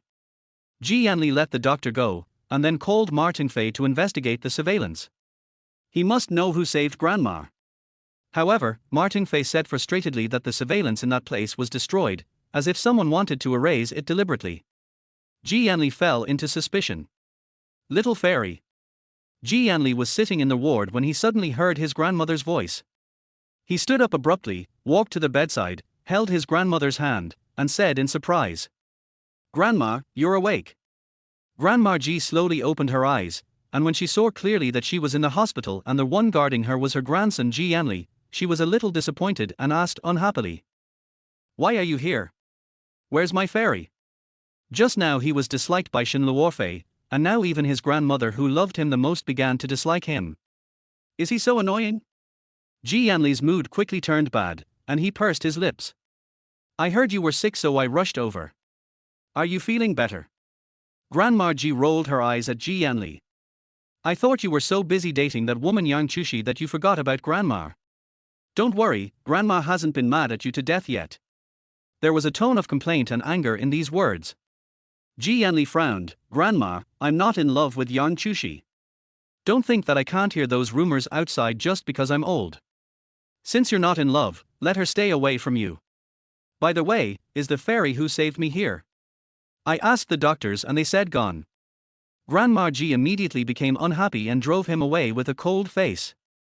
Why are you still standing here? Go find her quickly. If there's no fairy, you won't be able to see your living grandma. If you want me to find her, you must tell me what her characteristics are and what she looks like. Huacheng is so big, it's hard to find someone. Grandma Ji tried hard to recall the vague image of the little fairy. She smells so good, and her medical skills are amazing. She gave me a little pill to save my life. As for her looks, I think she looks a lot like Luofei. Shen Luofei is a doctor and also appeared in the hospital. All the evidence points to her. Grandma, are you sure it's Shen Luofei? If it was really her, there's no way she wouldn't have recognized you. Grandma Ji was unconscious at the time and she couldn't be completely sure. Luofei has returned to China, right? You can go and ask her in person and you will understand. Maybe Luofei is unwilling to show up because she was hurt by you back then. If I were her, I would not see your annoying ex-husband either. Grandma Ji may be old, but her heart is young. She is closely following the movements of her former grandson's wife. After all, Luofei gave birth to a sensible, well-behaved and cute genius baby. Baby Jiushi is much cuter than her grandson who always has a sour face and is cold. Season banquet. Who is Grandma's biological grandson? Grandma is really asking for trouble. Shen Luofei quickly hacked the surveillance camera and then heaved a sigh of relief. She now remembered that the person she saved was Yanli's grandmother. Grandma Ji suffered from severe asthma and needed to recuperate in Baiyun Temple on the mountain all year round. Therefore, they only met once from their marriage to their divorce, but Grandma Ji often mailed her natural medicinal herbs and mountain delicacies from the mountains. During those 2 years, Grandpa Ji and Grandma Ji were the only people who gave her warmth. Shen Luofei shook her head and put aside those memories. As soon as she opened the door after returning home, a cute little creature quickly hung on her legs like a little koala. Jiushi opened his eyes wide and asked worriedly, "Mommy, why did you come back so late today? Could she have had a fight with Daddy?" Chapter 22. Two little ones swapped. Mommy, it's okay. There was a traffic jam on the road. Baby, you must be hungry. Mommy will make dinner for you right away. Shen Luofei raised the fresh dishes in his hand. Jiushi stretched out his little hand, took the bag from Shen Luofei, and smiled obediently. Mommy, you've worked hard. I'll help you pick the vegetables. Shen Luofei felt soft-hearted when she saw Jiushi was so sensible. Good. After dinner, Shen Luofei said to the little guy with a smile. Rui Ran, Mommy may have to stay in Huacheng for a while. Your studies cannot be delayed, so Mommy has chosen a kindergarten for you. Mommy will send you to Luochen kindergarten tomorrow. Shen Luofei knew that his son didn't like going to school, and there was some nervousness in his brows after he said this. Jiushi was quite afraid that Mommy would take Rui Bao away without reconciling with Daddy. Now Mommy has offered to stay, which gives them some time. Jiushi is extremely happy. He was so cute and soft and promised, Mommy, I'm fine. Shen Luofei. Shen Luofei was a little surprised that Rui Ran agreed without hesitation. When Jiushi saw the shocked expression in his mother's eyes, his heart skipped a beat and the smile on his little face became very stiff. He forgot that Rui Ran hated going to kindergarten because the kids there were too childish, and he was already familiar with all the content, so it was so boring to go there. In fact, Jiushi also agreed with Rui Ran's idea, but his father had said before that children should go to school on an orderly basis, so he was not as resistant as Rui Ran. Mommy. I agreed to go to kindergarten because there are teachers and classmates there, so you don't have to work and take care of me at the same time. I don't want Mommy to be so tired. After hearing the little guy's reason, Shen Luofei hugged him in his arms. Rui Bao, thank you. Jiushi also happily hugged his mother tightly with his little hands and rubbed against her arms. Since he started living with Mommy, he likes her more and more, and he doesn't want to leave her. Therefore, he must get Daddy and Mommy back together as soon as possible. Luochen Kindergarten is only 1 street away from Winter Kindergarten. There is no other way, the three best kindergartens in Huacheng are all together. The clothes that mommy picked for him were all those children's clothes with cartoon patterns in the middle. Although Yushi didn't like them, he had no choice but to wear them in order to play the role of Rui Bao better. Not only are the clothes childish, but there is also a big little bear on the school bag. Shen Luofei personally sent the little guy to kindergarten. When she saw Yushi look depressed, she touched his head with her hand. "Baby, are you unhappy because you don't like going to school?" Yushi quickly raised her head and smiled. "Mommy, I'm not unhappy."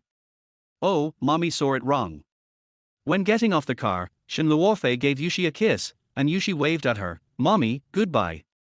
Shen Luofei watched Yushi enter the school. Yushi was carrying a small blue school bag and wearing a yellow children's casual t-shirt. As soon as he entered the campus, he instantly attracted everyone's attention. "Wow, that kid is so handsome and cute, so adorable. I don't know whose child this is, but I'm sure his parents must be very good looking." Yushi's ears got calluses from hearing all these compliments. On their way to their winter kindergarten. Ever since the last quarrel with Daddy, Rui Ran has ignored him for several days. Today Yanli decided to send him to school personally.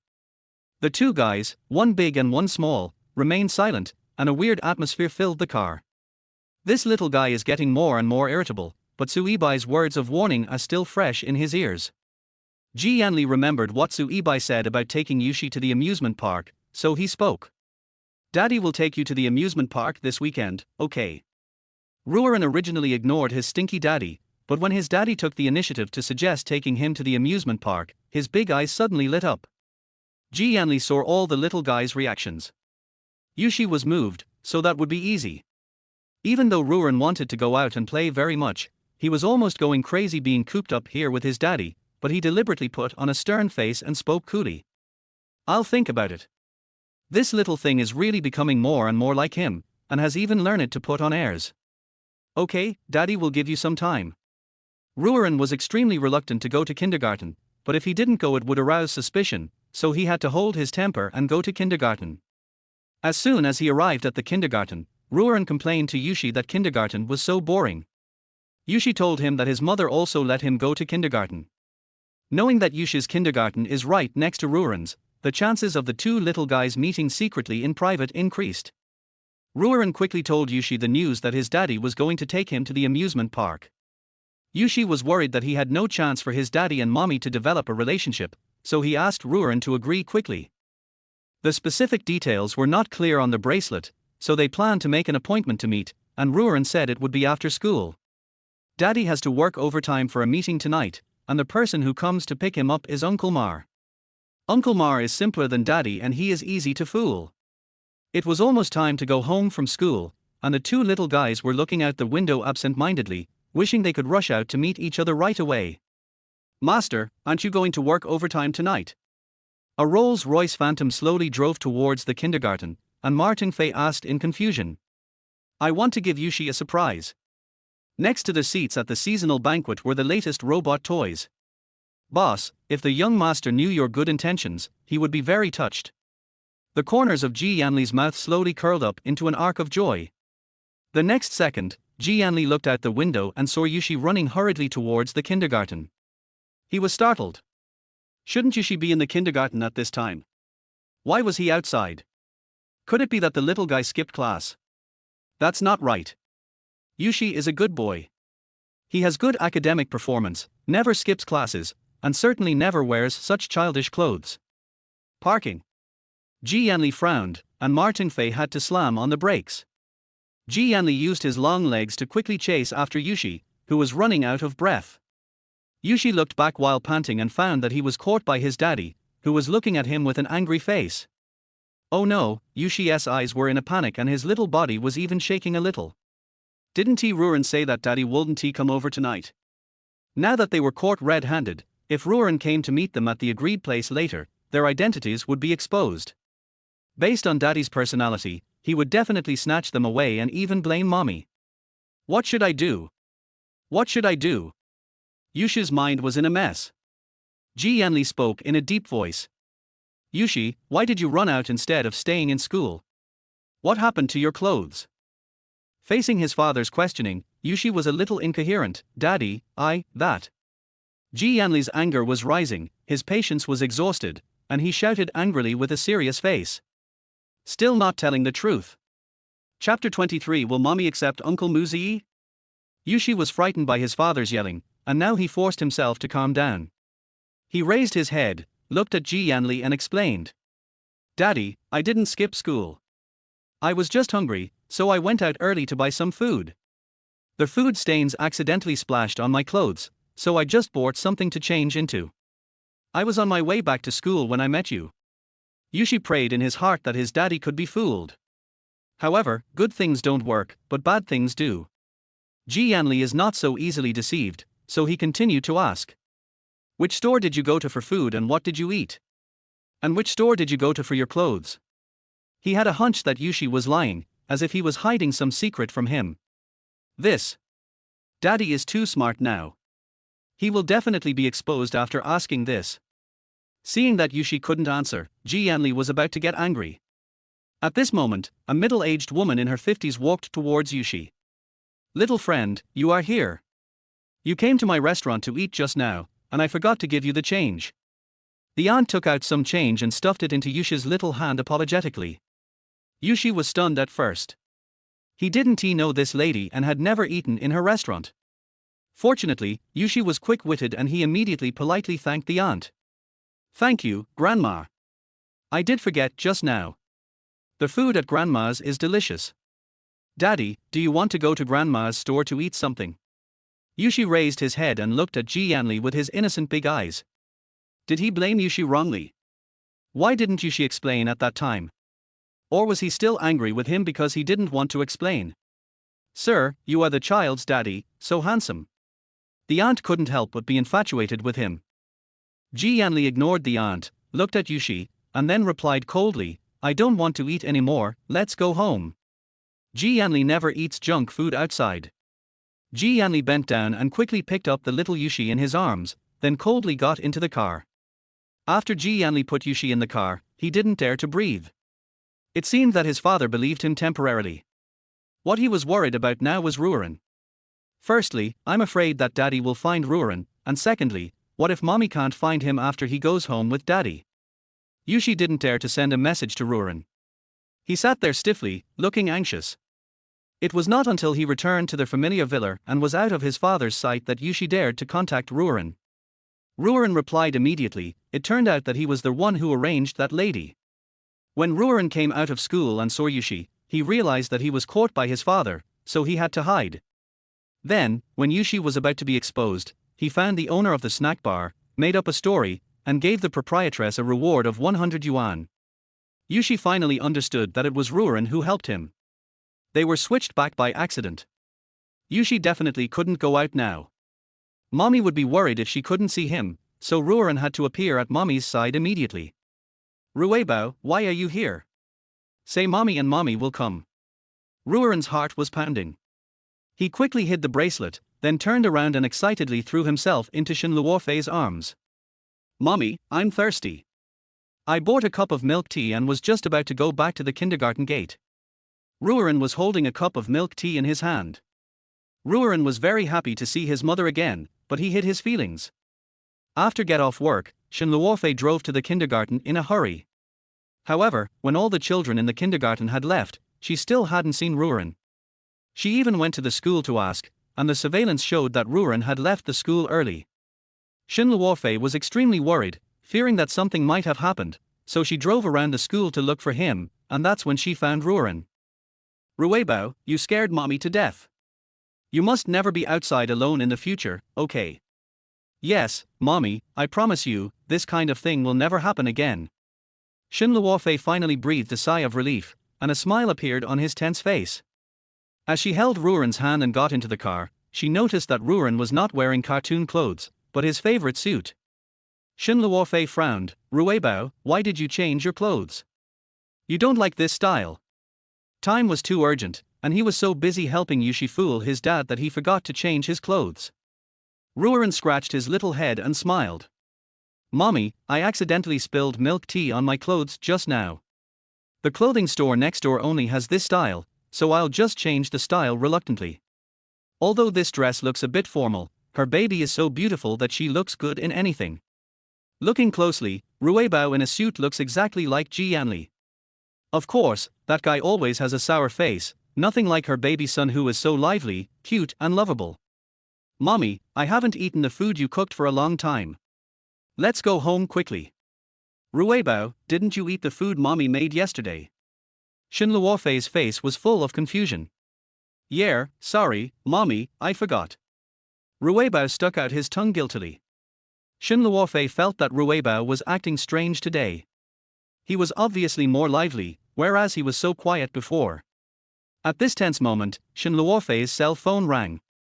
Rui Bao, wait for mommy in the car. Rui Ran finally escaped the disaster and sat in the car obediently waiting for his mommy. Luofei, I'm sorry, I was in the lab and didn't hear the call. What do you want to talk to me about? Are you and Rui Bao okay? Did Yanli cause you any trouble? Shumu's voice, gentle as jade but with a hint of nervousness, came from the phone. Rui Ran and I are doing fine. Yanli doesn't dare to cause me any trouble. I decided to stay in Huacheng. You want to stay? Well, besides work, I also want to investigate the cause of death of my grandfather and mother. Can I help you? No, I can handle it myself. I called you today because I sent Rui Bao to Luochen kindergarten. It's too far from the city, so I bought a house in the city. I have already cleaned up the villa and want to return it to you. Okay, I respect any decision you make. After this experiment is completed, let's have a meal together. NU will also be coming to Huacheng on a business trip soon. Really? That's great. Then when the time comes, I'll personally welcome her back, and you're not allowed to snatch it from me. After hanging up the phone, Shen Luofei's pretty face was filled with a happy smile. Mommy, who were you talking to on the phone just now? Rui Bao asked curiously. Your uncle Mu Ziyi. Before Rui Bao got along with his daddy and met his brother Jiushi, he supported Uncle Shumuse in pursuing his mommy. But now he was a little shaken. Although daddy had made him angry during this period, he still hoped to give daddy a few more chances. After all, he didn't want to be separated from Jiushi. Rui Bao nervously moved his little body and asked tentatively. Mommy, if Uncle Shumuse confesses his love to you, will you accept him? Chapter 24 Shen Luofei kidnaps Jiushi. Shen Luofei was stunned at first, then rubbed the little guy's face. Mommy only thinks of Uncle Shumuse as her brother, why did you suddenly become so gossipy? After hearing Mommy's answer, Rui Ran asked again worriedly. In other words, even if Uncle Mu Zi confesses his feelings, you won't be his girlfriend. Rui Ran seemed to be particularly concerned about this issue today. Shen Luofei restrained the smile on his face and looked at the persistent Rui Bao very seriously. Rui Ran, Uncle Shu only treats Mommy as a sister like Aunt Nu. We will not be together. Don't let your imagination run wild. Rui Ran finally breathed a sigh of relief after getting the exact answer. He smiled and said, that's the best. Shen Luofei didn't think much about it and took Rui Bao directly back to the newly purchased high-rise apartment with fine decoration. At the Ji family, Yanli pushed open the door of Yushi's bedroom. Yushi turned around quickly and called out timidly. Daddy, what's wrong? Yanli saw the long-lost respect in Yushi's eyes. In the past few days, Yushi had been acting like a little devil who was fearless and defied everyone. Yushi's changes were so fast that Yanli was caught off guard. Yanli took a breath, walked to the bed and sat down, then reached out and touched Yushi's head. Yushi didn't dare to resist. He thought his dad would find out that he was lying and planned to settle the score now. After all, lying was what Yushi was worst at. Yushi, if you are hungry or thirsty in the future, you can call Uncle Mar in advance. The food outside is not clean and it is not good for your health. Yushi secretly breathed a sigh of relief. He nodded gently, his big eyes full of sincerity. Yanli was happy and distressed that his son had returned to normal. Daddy, can you stay and sleep with me tonight? He always sleeps with his mommy at her place. Seeing Yushi's eager eyes, Yanli smiled, of course. After Yanli took a shower in the bathroom, she changed into pajamas and went to bed and hugged little Yushi. His son was mostly in awe of him and he almost never asked to sleep with him. Yushi was so clingy to him tonight. Yanli was actually in a very good mood. He felt that his son needed him. Daddy's arms are completely different from Mommy's arms. Daddy's arms are hard and have a pleasant smell of male hormones, while mommy's arms are soft and fragrant. Yanli patted Yushi's little back gently, and Yushi slowly closed his eyes. In the middle of the night, Yushi had a nightmare. He dreamed that mommy took Rui Bao away, and he was forcibly caught by daddy. Even though he struggled and cried, he could only watch mommy and Rui Bao disappear from his sight. "Mommy, don't leave me!" Yushi shouted uncontrollably. His whole body was covered in sweat and his little face was full of fear, which showed how real this dream was. Yanli looked at Yushi, his eyes suddenly became very sharp. "Yushi, what's wrong with you?" Yushi woke up and thought, "It's over." He seemed to call out, "Mommy," but fortunately he didn't call out Rui Bao's name. "Daddy, I had a nightmare, He didn't dare mention mommy because daddy would be unhappy. Yanli guessed that Yushi's nightmare was related to Shen Luofei. Humph, it was that heartless woman who caused Yushi to become like this. Seeing Shen Luofei happily and passionately dating his new love, Yanli felt very unhappy. Shen Luofei, who was sleeping soundly, was woken up by a sneeze, and Rui Ran next to him was also awakened. He stretched out his hand and rubbed his sleepy eyes, and asked with concern, "Mommy, do you have a cold?" Shen Luofei shook her head. "Mommy doesn't have a cold, Rui Bao, it's the weekend today, do you want to sleep a little longer?" Shen Luofei saw Rui Bao dozing off. "Mommy, are you still going to the company today?" Shen Luofei shook his head, his face a little heavy. "I'm not going to the company. Mommy wants to go to your great-grandfather and grandmother's graves to sweep the graves." Rui Bao is 4 years old, almost 5, and has never met his great-grandfather and grandmother, so he made a sensible suggestion. "Mommy, I also want to visit my great-grandfather and grandma's graves." Shen Luofei was stunned for a moment, then agreed.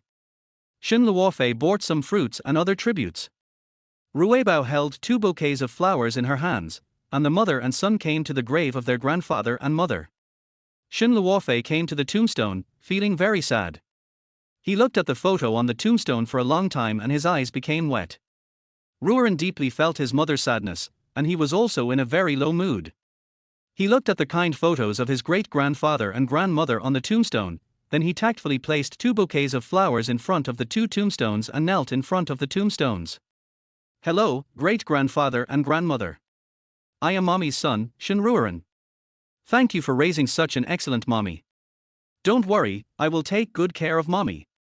Please bless us in heaven." After saying this, he kowtowed 3 times to the 2 of them. Hearing her son's filial words, Shen Luofei glanced back at her tears. She placed the tribute and then looked at the photo solemnly and said, "Grandpa, Mother, I will investigate this matter and give you justice. As for the company that was robbed, I will also take it back. Rest in peace." After paying homage to their grandfather and mother, the mother and son walked down the mountain hand in hand. Shen Luofei raised her eyes and glanced at the woods in front of her inadvertently. She saw a woman in a beige woolen coat flash by. She froze in place, and when she wanted to chase after her, the woman was gone. "Mommy, what's wrong with you?" The clever Rui Bao has already noticed that something is wrong with mommy. The back of the woman just now looked very much like Jiushi, but Jiushi didn't seem to have any family buried here, so it was unlikely that she would come to the cemetery. "It's okay, let's go home early." Shen Luofei took Rui Bao into the car. Little did they know that in the woods not far away, Jiushi's vicious eyes were always staring at Shen Luofei and the little boy she was holding. Shen Luofei's grandfather and mother are buried here, so it's not surprising that she comes to pay homage. But who is the little boy holding the hand next to her? Judging from his appearance and height, he looks very much like Yanli's son Yushi. Shouldn't that little bastard Yushi be in the Ji family? How could he be with Shen Luofei? Or maybe Shen Luofei has already recognized the little bastard in private and brought him to pay tribute to her relatives. She guessed that Shen Luofei's return this time was not a simple matter, and her target must be Yanli. However, she knew that Yanli hated her so much that he would never agree to get back together. The only connection between Shen Luofei and Yanli is that little bastard Yushi. In the past few years, she tried every way to please the little bastard, but the little bastard was quite repulsive to her. Now her relationship with Yanli is not confirmed, and she does not have Yanli's child. If the little bastard and Shen Luofei join forces, then her dream of marrying Yanli will become a daydream. She wanted to tell Yanli about Shen Luofei's kidnapping of the little bastard, so that Shen Luofei's conspiracy would be completely exposed. Chapter 25 Rui Bao destroys surveillance. When Yang Chushi excitedly arrived at the door of Ji's villa, he was stopped by the bodyguard. "I have something important to tell Brother Ji, please let me in." "I'm sorry, Miss Yang. President Ji said you are not allowed to come in. Please leave." The bodyguard still drove her away with an expressionless face. Yang Chushi was so angry that her mouth was twisted. She could only call Yanli, but the call was rejected after she called 3 times and was finally blocked. "I'm not allowed to attend the seasonal banquet at home, but it should be okay at the company." Yang Chushi hurried to Ji's group again. As soon as she entered Ji's group, she was stopped by the front desk. Yang Chushi had just been humiliated by the bodyguards in the villa, and was filled with rage, and was looking for a place to vent. "Ms. Yang, President Ji is in a meeting today. You can't see him without an appointment." Yang Chushi was immediately furious and glared at the front desk clerk in anger. "Do you know who I am? I want to come and see Brother Ji. Do I need an appointment?" Of course, the receptionist knew that she was Yang Chushi, the rumored future young mistress of the Ji family, and she really didn't dare to offend her. "Ms. Yang, I can't do anything about it. This is the company's policy. How about you give President Ji a call? If the call had gone through, she wouldn't have to come to the company. I don't want to disturb Brother Ji at work because of me. I distinguish between public and private matters. When will Brother Ji get off work?" Yang Chushi seemed to be trying to save face by pretending to be considerate. "The meeting will probably end at noon." This overtime meeting was mainly for the development of the medical direction of Ji Group. "Boss Ji, I heard that Yunfei is going to cooperate with Amelia. Amelia controls the formula and technology of the cancer drug. If this business is taken away by Yun's pharmaceutical, then our performance in the pharmaceutical field will be far behind. If we want to defeat Yun's medicine, the best way is to cooperate with Xiao Yuyu. I heard that Amelia is Xiao Yuyu's apprentice. Xiao Yuyu must be better than Amelia in medical skills."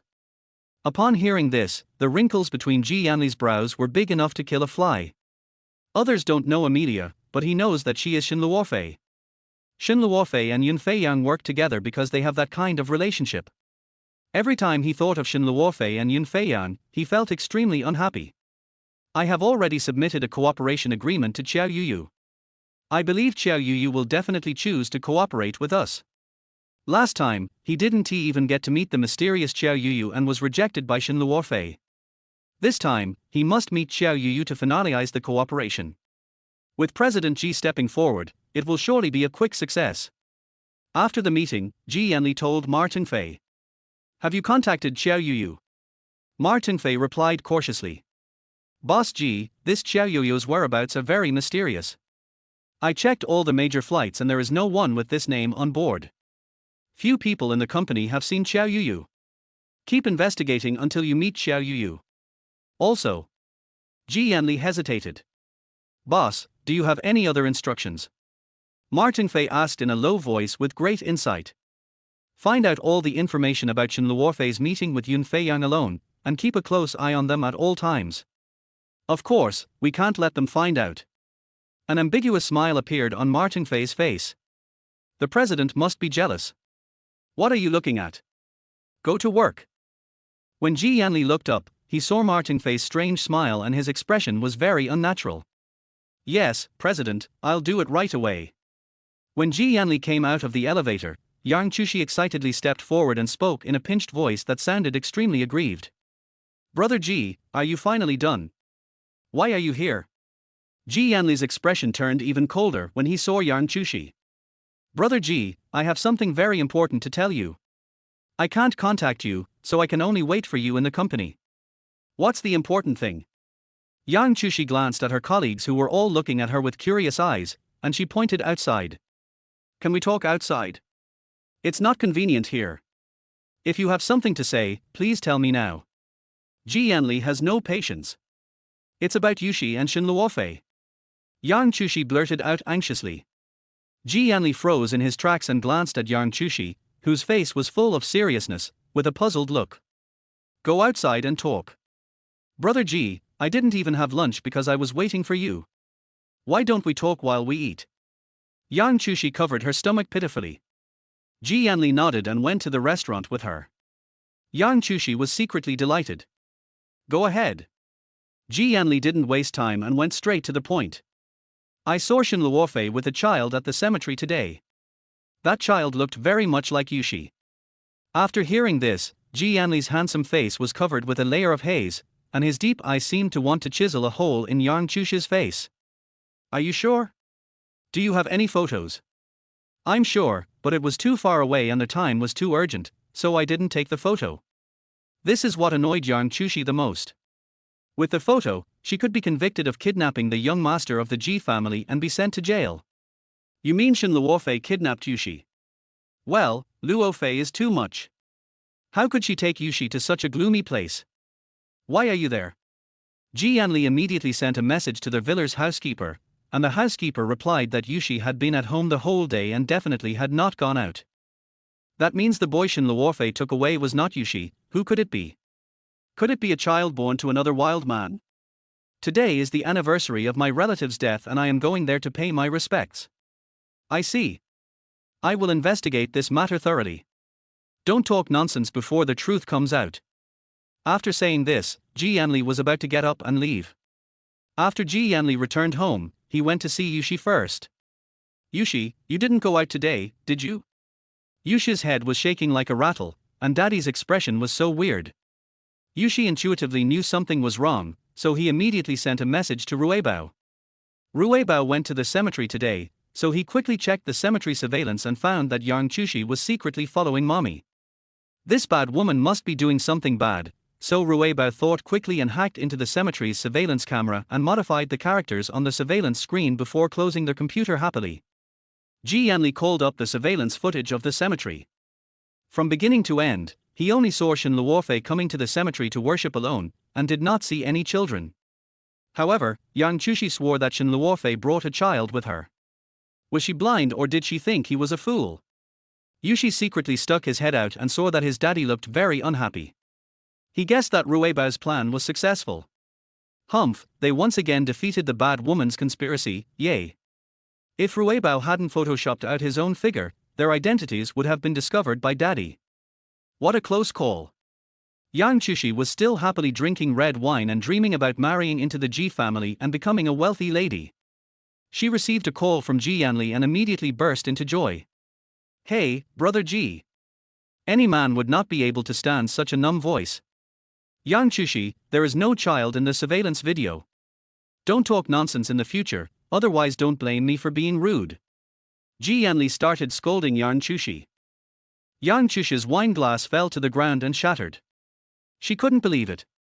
Why did this happen? Chapter 26. This woman hates him so much. Brother Ji, you have to believe me, I really didn't lie. Jiushi was so anxious that she was about to cry. She couldn't become a liar who was trying to sow discord in Yanli's mind. Watch the video yourself. After saying that, Yanli sent the video over so that Jiushi could see clearly, and then hung up the phone with a click. Jiushi opened the video with trembling hands. She watched it over and over again. There was only Shen Luofei in the video. Could it be that she had encountered a ghost? Shen Luofei prepared breakfast for Rui Ran. She came over to call him to eat and saw Rui Ran excitedly typing away on the computer. Rui Ran, what are you doing? Shen Luofei walked over and saw a series of code symbols flashing on the computer screen. Rui Bao quickly closed his laptop, a hint of guilt flashing across his eyes. Nothing, just playing a game. How can a game be code? Shen Luofei is also an expert in computers, and Rui Ran's lies cannot deceive her. Rui Ran was stunned for a moment, then an idea came to him. Mommy, you are so smart. This is the program for a new game I developed. This explanation dispelled Shen Luofei's doubts. She squatted down, held Rui Bao's soft little face, and said in surprise. Rui Bao, you are amazing. When did you learn game programming? Being praised by Mommy like this, Rui Bao felt a little embarrassed. I just started learning, Mommy, I missed your breakfast so much, let's go eat. In order to avoid Mommy's questioning, Rui Ran quickly grabbed Shen Luofei and ran towards the restaurant. The breakfast at Daddy's house is made by 5-star chefs. Although it is exquisite and high-end, it is far inferior to what Mommy makes. Rui Ran first ate a meat bun, then fried dumplings, and finally drank a large glass of soy milk. His belly felt round and he burped. Shen Luofei was shocked when she saw Rui Bao wolfing down the breakfast in front of him. Rui Bao, are you hungry? You always chewed your food slowly before. Rui Ran looked at his mother's strange eyes, and his heart skipped a beat. He smiled unnaturally and said, "That's because the meat buns made by mommy are so delicious, so I can't control myself. If you like it, mommy makes it for you every day.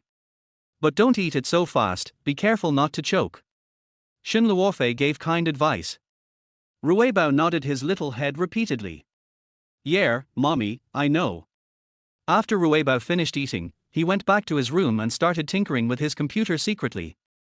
Why does Shen Luofei feel that Rui Bao is weird? Is he really designing a game?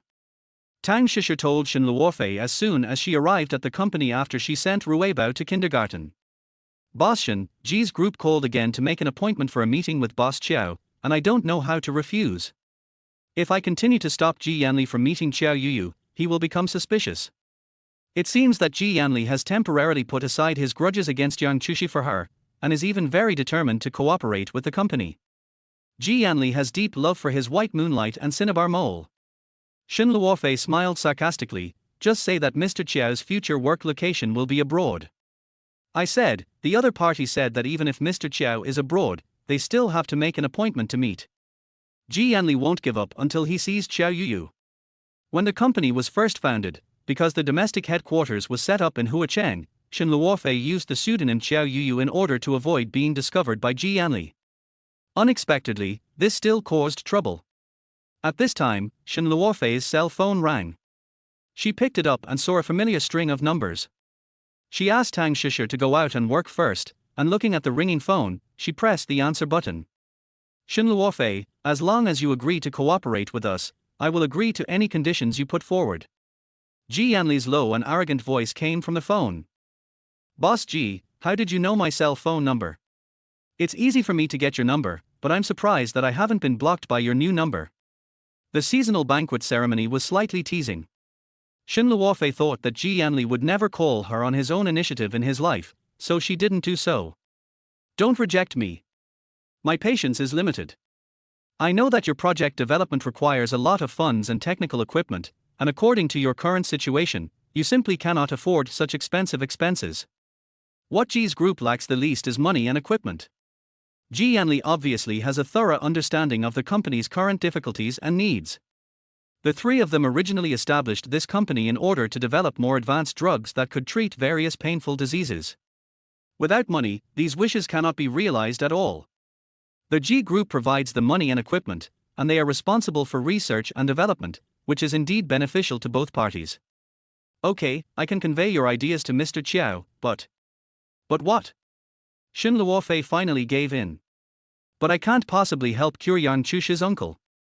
Shen Luofei was very decisive. Ji Yanli was stunned at first, then quickly spoke in a serious tone. "I have never proposed this condition for Ji's cooperation with your company." He didn't know why Shen Luofei cared so much, and why he believed that he would make such a big concession for Yang Chushi. Shen Luofei seemed to hear a hint of anger in Ji Yanli's words. Shen Luofei was just a little surprised. After all, in her understanding, Ji Yanli forced her to divorce in order to get back together with Yang Chushi. However, Ji Yanli denied it. Should we praise him for being impartial or? In short, Shen Luofei's mind was a little confused. "So when you threatened me to expose Amelia, the additional condition you put forward was, Grandma is not in good health. I hope you can take care of her." Shen Luofei's anxious heart calmed down instantly.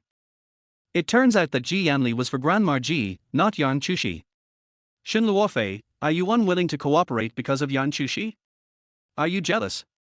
Ji Yanli's frown suddenly relaxed, and the doubts in his mind instantly became clear. The corner of his mouth curled up in an arc that he didn't even notice, and there was even a hint of pride in his deep black eyes. The sudden ambiguity caught Shen Luofei off guard, and his originally calm mood instantly became restless. It was not easy for her and Ji Yanli's relationship to change from being tense to being able to discuss cooperation calmly for the time being.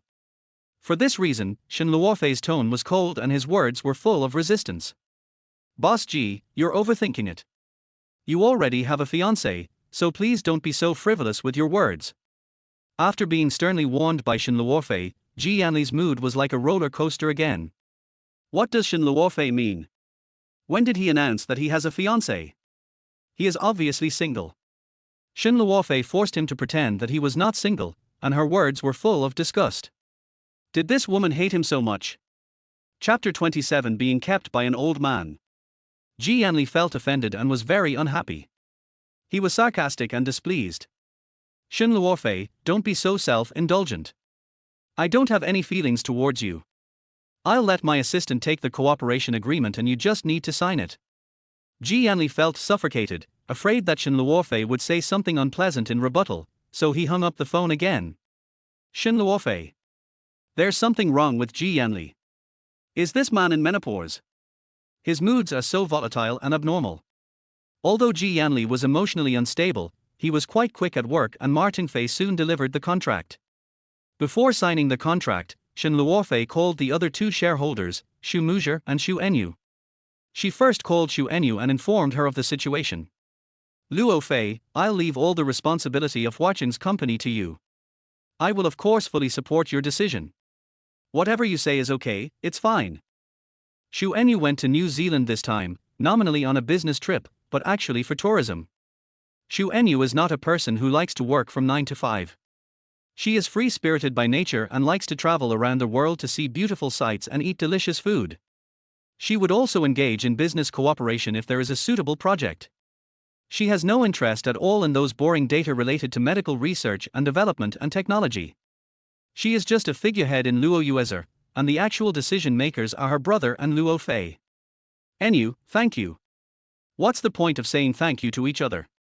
You told me before that after Yanli found you, he was very cruel to you and even wanted to drive you away. Now you suddenly ask for cooperation. Is there some conspiracy? Xu Enyu knew very well the grudges between Shen Luofei and Yanli. She would never believe that bastard Yanli would reform. Although Yanli is a jerk, he clearly distinguishes between public and private matters. If this isn't a conspiracy, does he regret divorcing you and wants to pursue you again under the guise of work? Xu Enyu is optimistic about her brother and Shen Luofei, but her stupid brother is too dull and she is very anxious. In Xiong country, there were also many men pursuing Shen Luofei, but Shen Luofei rejected them all. But Yanli is different from other men. He is the only man Shen Luofei has deeply loved since childhood, and they even have a child. If Yanli pursues Luofei again, there is no guarantee that Luofei will not return to his arms. By then, wouldn't his brother be completely hopeless? Shen Luofei burst out laughing, she really couldn't control it. Xu Enyu on the other end of the phone was so anxious that she wanted to fly over immediately. She asked anxiously, what are you laughing at? Enyu, it's been impossible for Yanli and I to be together since our divorce, and he already has a child with Yang Jiushi. A good horse never turns back, and the emotional scars she suffered from Yanli are still painful at this moment. She won't be stupid enough to be abused by the same man again. If this scumbag has a child with his mistress, you should stay away from him even more. Xu Enyu was indignant. I know. Yanli wants me to treat Grandma Ji. After all, Grandpa Ji and Grandma Ji are very good to me. Even if he doesn't come to me, I will help Grandma Ji.